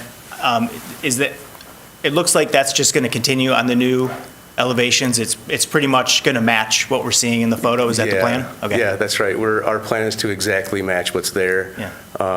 We feel there's a safety issue with the floor system, which leads us to believing that the foundation system is not appropriate. So in turn, we will also rebuild the walls and leave the historic roof intact completely, making improvements aesthetically to the exterior walls, also ensuring that the space is fully insulated and built to today's standards. Very good. Does anyone else have any questions for Neil? Just going to check my notes real quick.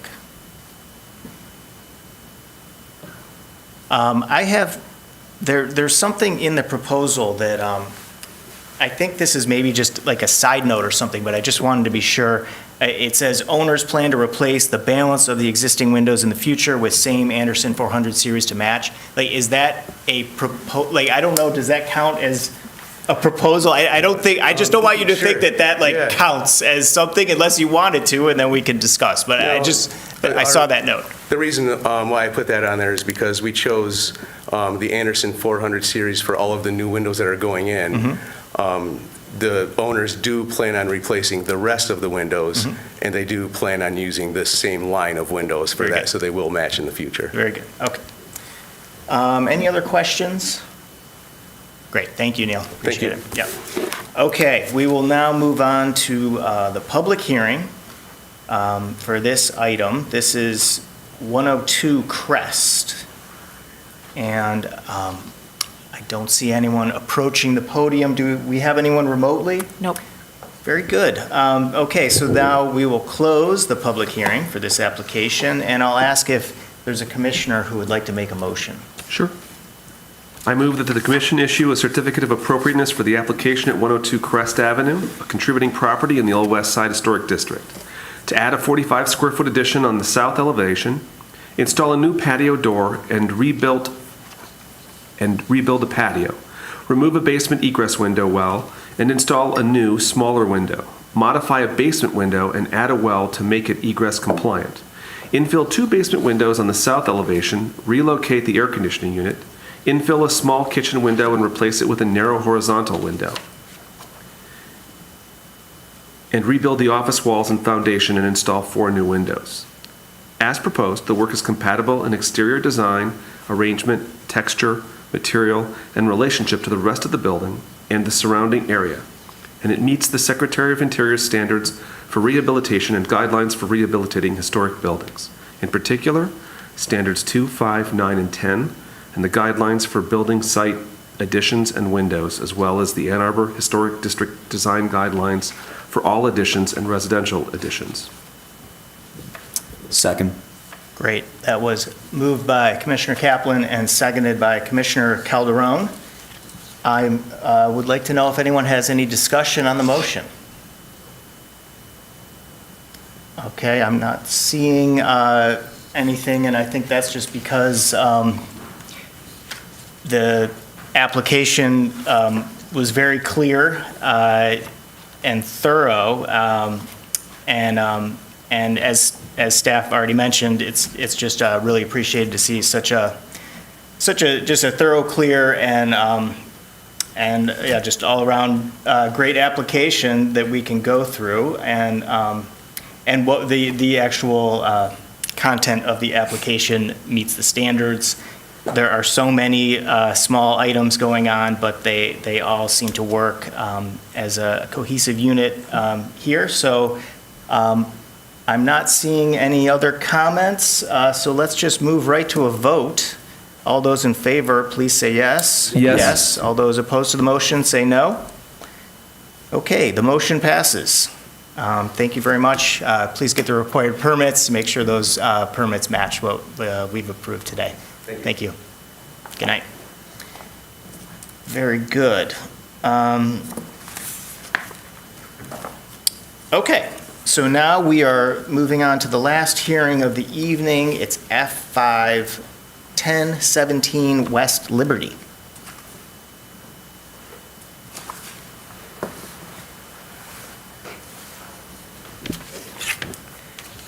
All right. So this stately house first appears in the Polk directories in 1928 as the home of John Huss, who worked in real estate. Mrs. Huss lived in the home until at least 1940. Some of the significant features on the house include the brick foundation and first floor, wood siding on the second floor, shallow shed roof facing the street over wall dormers, exposed rafter tails, and a stone 3/4 width front porch supporting square half columns. In 2014, a screen porch at the rear of the house was approved by the HDC. In 2022, the commission approved the paving of a strip between the house and the driveway and the replacement of a pair of wood overhead garage doors. And in 2023, the HDC approved the replacement of 2 8-foot garage doors with 1 16-foot garage door. The house is located on the south side of West Liberty Street, west of 8th Street, and east of Eberwhite Boulevard. The applicant seeks HDC approval to remove a door on the rear of the house and infill the opening with brick, leaving a 1-inch relief to show where the door once existed.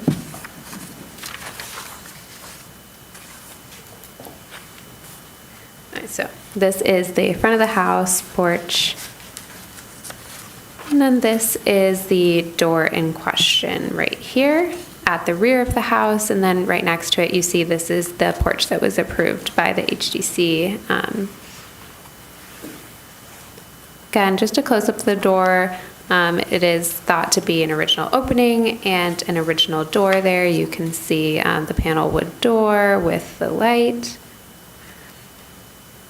A little bit better view of the entire back of the house. So the front right here on Liberty, this is the side, and then here you have the rear, the driveway, the porch, and then again this is the door in question. And then the applicant is proposing to brick in the door to have a little bit better use of the interior, specifically of the kitchen, moving some stairs around, moving some interior walls around. But the only exterior work that will be done will be bricking in the door, infilling the opening size will not change, and the brick at the infill will be matching or as similar as possible, and there will be that 1-inch relief to show where the historic opening once was. We've already gone through standards 1, 2, and 9. For entrances and porches from the Secretary of the Interior, it's not recommended to remove or radically change entrances and porches, which are important in defining the overall historic character of the building, which I don't believe that this is a character-defining door or opening on the building. From our own design guidelines for residential doors, it's appropriate to retain, repair, and maintain original doors, hardware, and trim. And it's not appropriate to enlarge, reduce, or otherwise change the door opening size. Go back to our photos. I think just a few more comments. Again, this is a very utilitarian door. There's not any decorative elements around it, even though it does appear to be an original door and an original opening. Located on the rear of the house, so not very visible at all. And staff feels that the proposed infill, leaving the relief and using a matching or similar brick is appropriate. Thank you. Thank you very much. Let's now hear from the review committee. Not much to add to that. Yeah, this was totally straightforward. Yeah. It makes sense what they're trying to do. It helps with how the interior of the house lays out, and there's obviously the other entrance right there, but I think, demarcating where the door was with infill brick with the recesses was perfectly appropriate. Thank you. Okay, would the applicant please come forward at this time? Please provide your name and address for the record. You have 5 minutes to speak. You have any comments? My name's Greg Smith. I live at 1017 West Liberty here in Ann Arbor. We purchased the house 2.5 years ago and continue to work on it. My wife and I probably have 98% of our meals at home that we prepare ourselves. And the kitchen is effectively almost functional for one person. It's not at all functional for two people because the stairs going from the kitchen to the basement take up roughly about 40% of the footprint of the kitchen, which is roughly 12 by 19. So for us to have a kitchen that's functional for us in the way that we cook and how much we use the house, the only rational thing to do is to move the staircase and stack it underneath the staircase going to the second story, and therefore open it up and completely rebuild the kitchen. To do that, we need to remove that one door and brick it in, and our commitment is to find, if possible, the same type of brick so it matches the existing brick facade. Very good. Thank you. Okay. I assume we don't have questions for the applicant? Great. So then let's move on to the public hearing for this item, 1017 West Liberty. This is an opportunity for people to speak for up to 3 minutes. There's no one else here, so, okay. And no one remotely, great.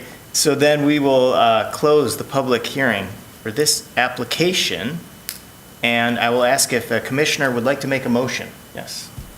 I move that the commission issue a certificate of appropriateness for the application at 1017 West Liberty Street, a contributing property in the Old West Side Historic District, to remove a person door on the south elevation and infill the opening with brick, leaving 1-inch relief to show where the door once existed.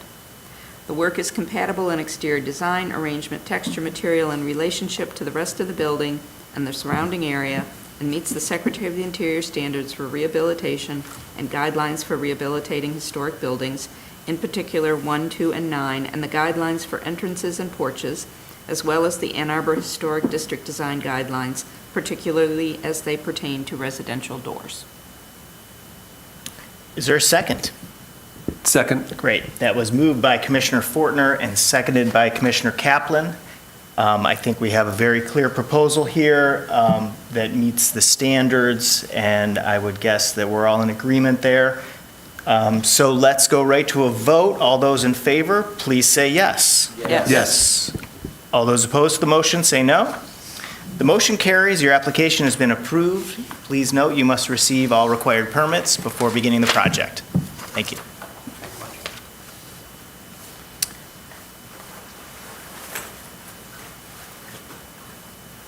Okay, we're just getting going here, though. So let's move on. Take a breath and go to G, new business, it looks like, but G1, approval of the 2025 meeting calendar, and everyone has a copy of that because Mariana printed that for us, so thank you. Are we supposed to look at this? Well, you're supposed to approve it Okay. next year. There's nothing Yeah. crazy about it. You guys didn't get bumped by any other people's meetings, no holidays, no Finally. elections. Finally, so yes. I'm not saying it won't happen, but it looks good right now.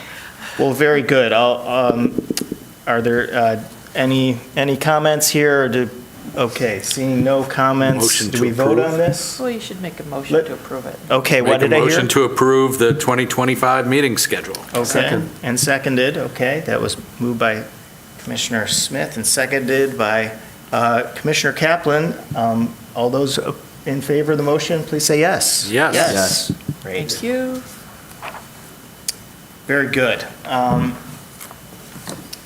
And then now we'll go on to G2, design guidelines, assignment, and review. So that's over to staff. All right, I'm going to start here with the assignment for next month's meeting, which is the real McCoy. Chapter 3 is up next, and that's where you will tackle the design guidelines for additions, windows, cladding, lighting, masonry, roof, site features, solar panels, and much, much more. Can we split that up into 2 months maybe? It's or quite how big a is month. it? I mean, should we? Yeah, it's, It's like 25 pages. Sounds like a lot. I mean, some of it's a lot. Some of it is also, descriptions of all of the parts of a window. Right. So some pages go faster. Yeah, okay. Well, let's see how it goes, right? yeah, I mean, I'd like let's to try to tackle it. and- Yeah. Okay. I don't think it's particularly extra long. Okay. So you right. sort of have to get used to this. Yeah. I'm just getting the expectations set, and we'll see. It's We'll going to be see. a lot of fun. Yes. Okay. Marianne, do you have the file open? I'm opening it right now. Great, thank you. So this month, you were assigned 1 and 2, I believe. Correct. Yes. And we'll put it up here on the screen in a sec. Did anyone have any better or worse luck with the document itself? Reading it, commenting in it? Because Mariana's been all over that. I was able to comment in it, but for some reason, when I commented last month, it stuck my email address in there automatically, and then this month, I just typed my name in because I could tell it wasn't, I was like a guest Your user guest? for some reason. Yeah. I mean, it didn't bother me, the operation was fine, but I just put my Okay. name in there, so. Okay. Okay. All right, so let's just, actually, I can't do that because it's your document. So let's just scroll through it and see, if you see things that staff has edited that you want to talk about, just stop us. If you, and if we see some new comments, we'll take a look. And if you have something else that you want to throw out there right now for the first time, that's great. Since a lot of these were just historic building styles and Yeah. details, they haven't really changed much. Right. Yeah. Yeah, They were whoever what they did this were initial work historically. did a pretty good job, right? Yeah. I looked at it all, I thought you might have snuck something in there just to see. Oh, that's an idea. We'll put an Easter egg in each month's assignment.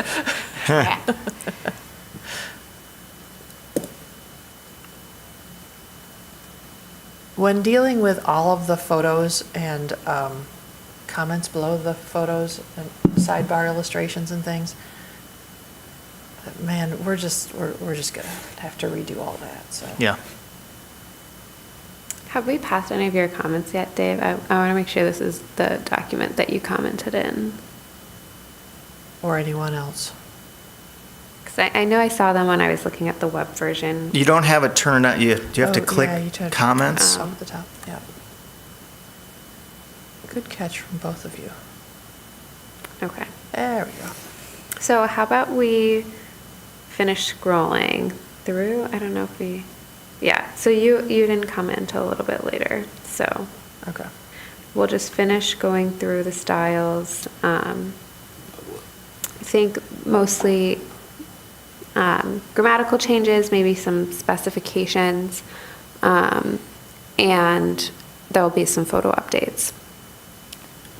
I mean, I think bigger photos would be okay, right? They're Yeah. just little thumbnails that it's kind of not very helpful. Yes.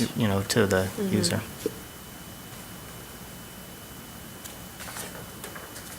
And then, of course, some of them block the text. All right. And then I guess one of the bigger additions is the Hayden House. Yeah. And so you had a comment here, instead of alphabetical, would it make sense to discuss 1, 4, and 6 all together, maybe listing the districts in order of adoption? Well, I just was looking at this and then went to the next page and read Ann Street, and then there's not like a flow to this next several parts, because you're just kind of hopping around, and that's maybe fine, but I also thought maybe if it's easy to somehow group them in a different way than, like, the downtown historic districts are all together. There's the Old Fourth Ward, Ann Street, and Division Street that are all kind of contiguous. And so that was one thought, that maybe that would read better if they were all together.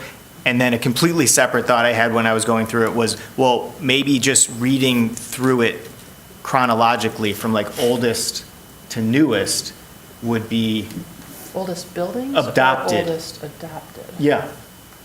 Like this was adopted for, like this was the first historic district adopted in Ann Arbor. This was the second one, chronologically, oldest to newest was just it seemed, either of those seemed maybe one step up from just alphabetical. So, I'm just saying that comment without, okay, is that easy to do? If that's not easy to do, then it's not adding so much to the experience, but maybe if it's easy, it would add a little bit, if you're just reading it as a history, the interest of history or something, because that's what this is really about. It's not helping you design your project, it's just giving you the history. Yeah. It's interesting. Yeah, I totally agree that this is not well organized. The map is chaotic and the labels don't, So, good, thank you for those comments, those are helpful.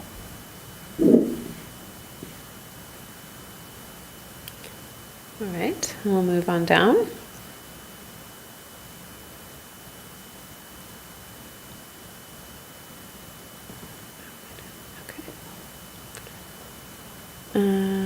Nothing in the Ann Street.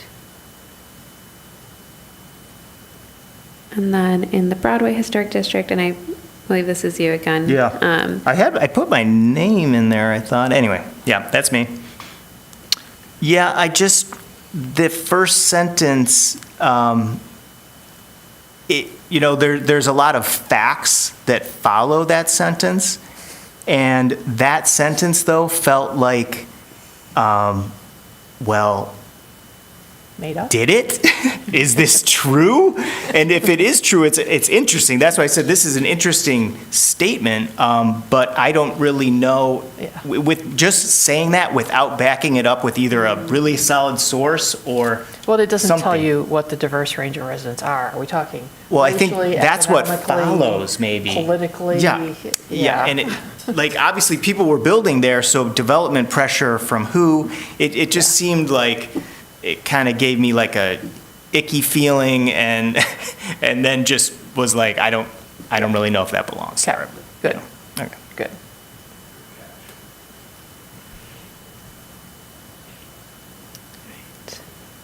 Then continuing. And not much has changed, maps and histories. I'll make sure I don't. Okay. Adding a few clarifications for things that are National Register listed versus locally. Mm-hmm. As long as we've defined that difference in the intro. Yeah, that's a good point. And then we have here in State Street, or in just the downtown, maybe with small, so it's just a sentence, change of sentence Oh, yeah, structure. like Nichols Arcade, a unique type of commercial development in Ann Arbor. I just felt like we could get a little more specific there and describe it. I said like a small commercial storefronts with an interior mall connecting the streets at the center of the block. Something that is just one level of specificity more than a unique type of commercial development. It just seemed like Nichols Arcade deserved that. Deserved better. Yeah. Thank you.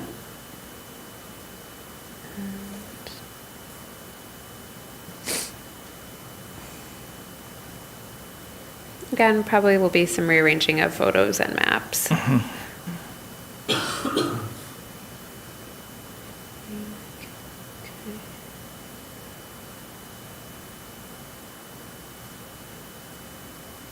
And then we have Hayden House, all taken from Jill's lovely research.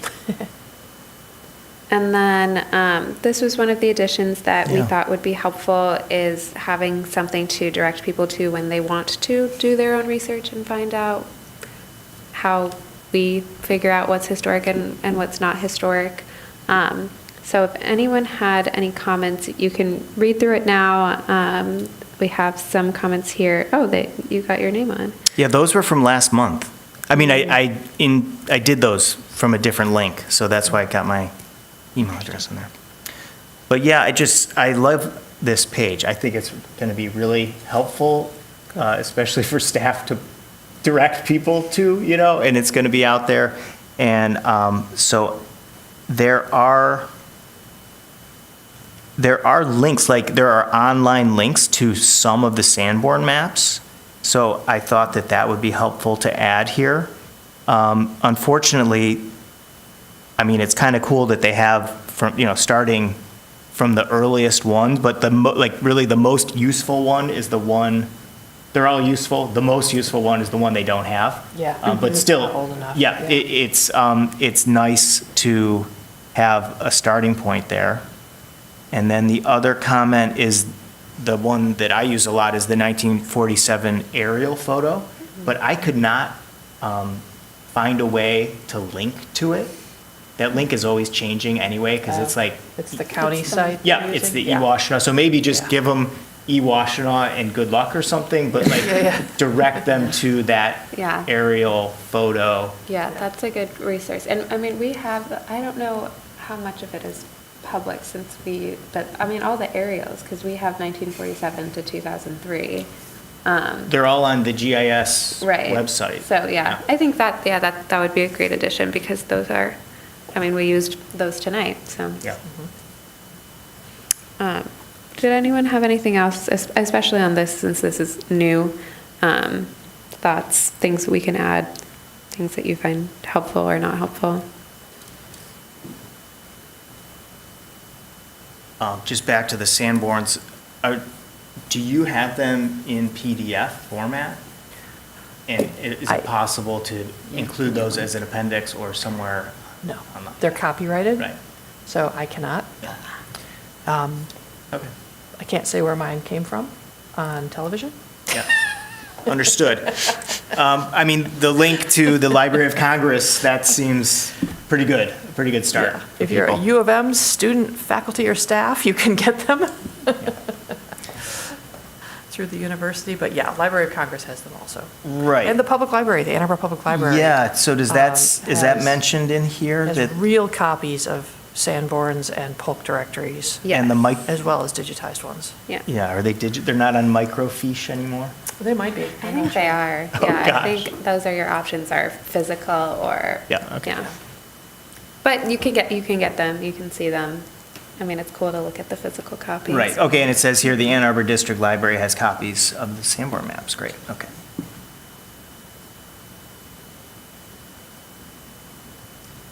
All right, anything else for chapter 1? Thoughts on the historic district, histories, maps, styles, histories?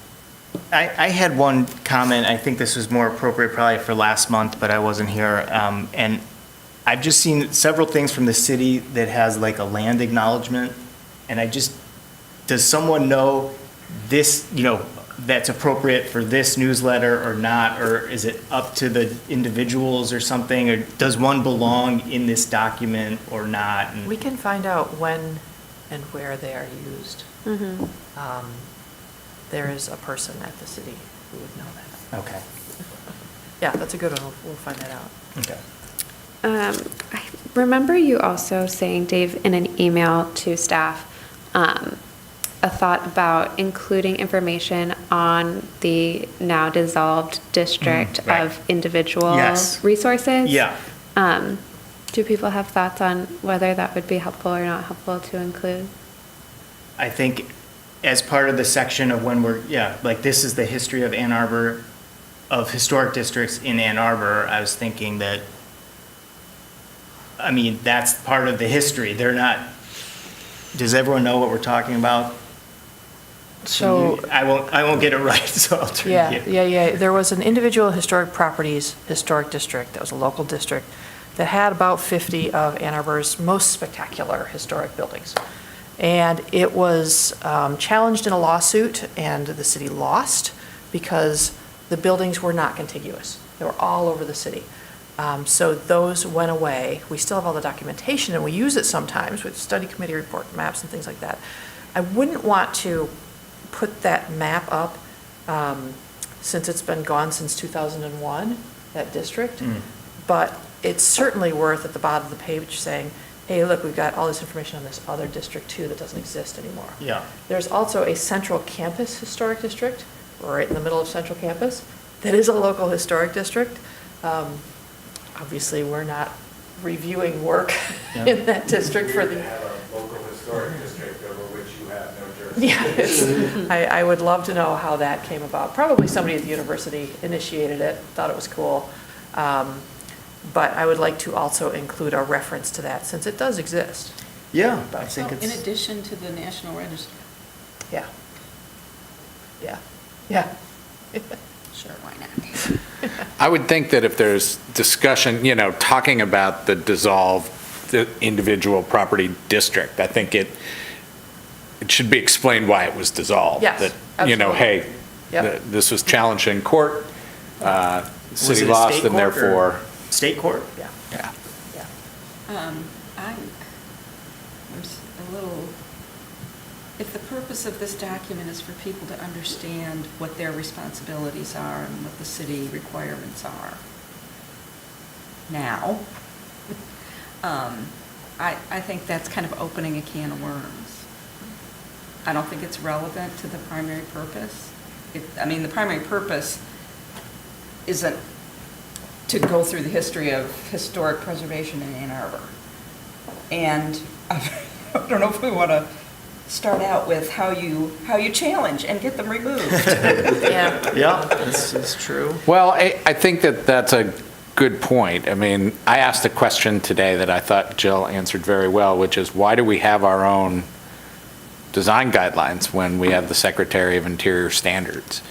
And as Jill explained, it's to make it easier for applicants on what they should have in their projects. So as I think about that, I think, Kathy's right. Like, we don't need to fully account for what happened before that's not there anymore. That's not what this document is. This is hey, take a look at this to work on your project.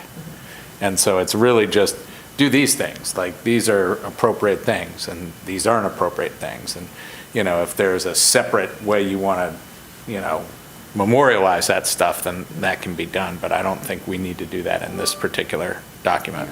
I could see maybe a link to some reference to, there used to be other things. And if you want to know about that, click here, and then you could get the whole history of how Both of these this began districts and are on the preservation website.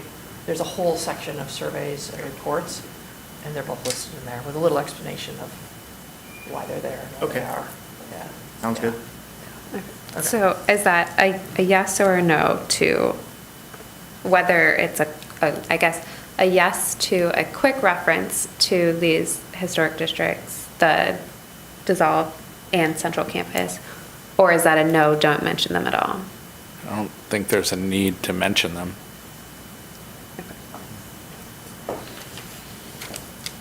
All right. I think that's it for chapter 1. Thank you. And we'll move to chapter 2, which is, I think, the shortest chapter of them all.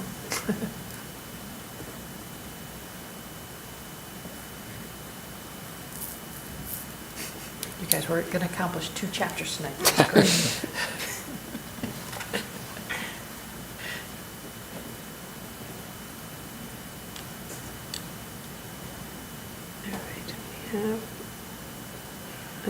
Okay, so minimal changes. The Secretary of the Interior has not had many updates. We updated some of the more information. Nothing changed to the standards.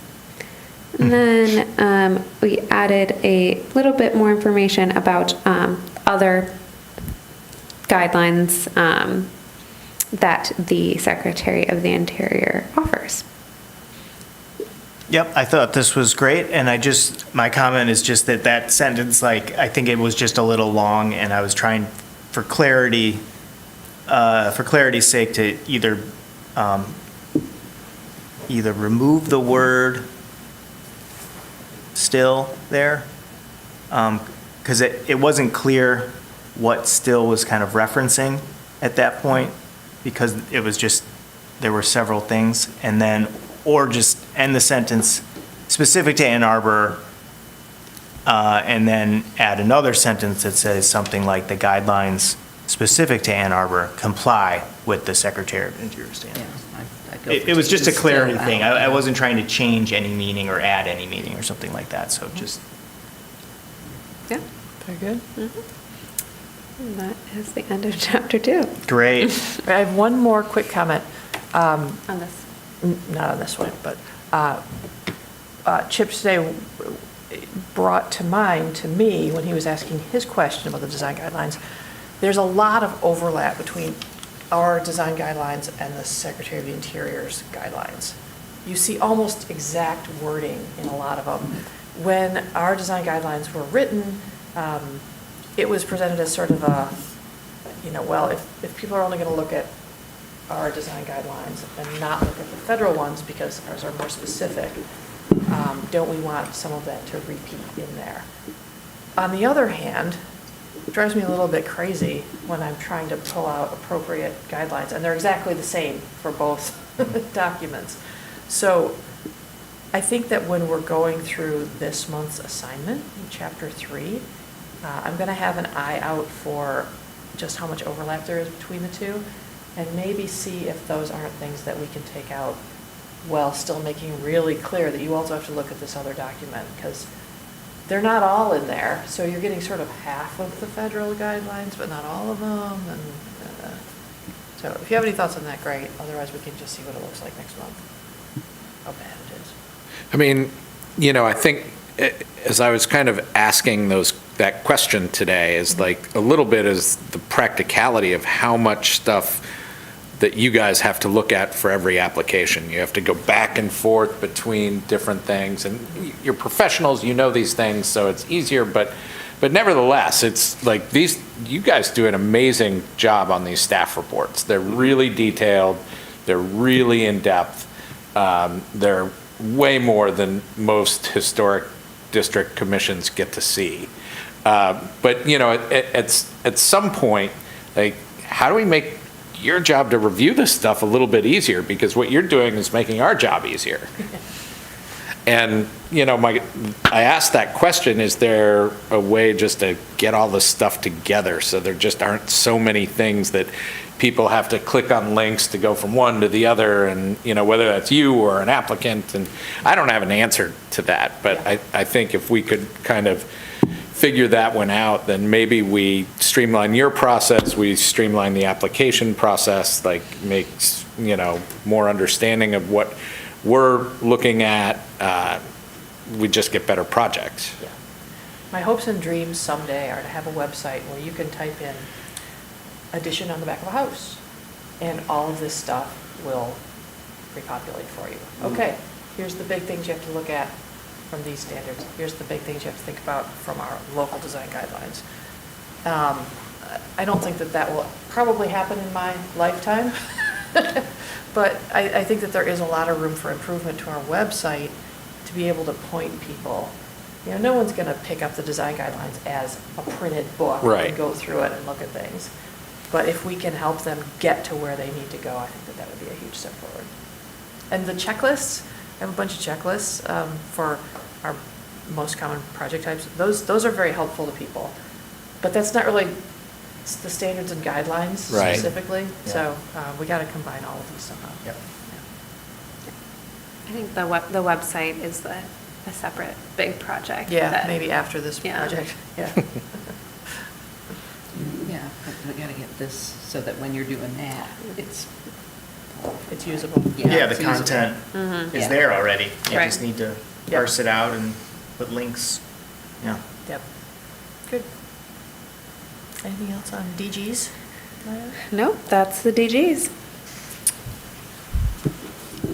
Okay, so the DGs are done with G2, and now we'll move on to H, approval of minutes. We've got, it looks like October and November. Thanks to Brittany Alexander from the city for those, and tonight's agenda. It's always appreciated. And so now I'm wondering if there's any changes, deletions, insertions to the minutes? Okay, hearing and seeing no objection, the minutes for October and November 2024 are approved as presented. I, as reports from commissioners, would any commissioner like to share something with the board? Okay, yes, Commissioner Smith. I would just again say that you guys do such a good job on these staff reports. It really does make our job a lot easier, and I don't think you get enough credit and praise for that, and I'm just very, very appreciative of it. Thank you. Well noted, Commissioner Smith. I think we're all in agreement there. Yeah, and there are some historic commissions that don't get any staff reports at all. Right. And then we all have to sit there and look like we would look if there were no staff reports. And so, again, yeah, just so appreciative of the great work. Okay. I think we're moving on, yeah, to J, assignments. We're looking for volunteers for the review committee on Monday, January 6th, 2025. That's a noon meeting on the Monday. I can go. Okay. Great. That's for the Thursday, December 12th. Wait, it says Thursday, December 12th, but that's not right. It's Thursday, January 9th, 2025. Got it right here. Okay. Okay.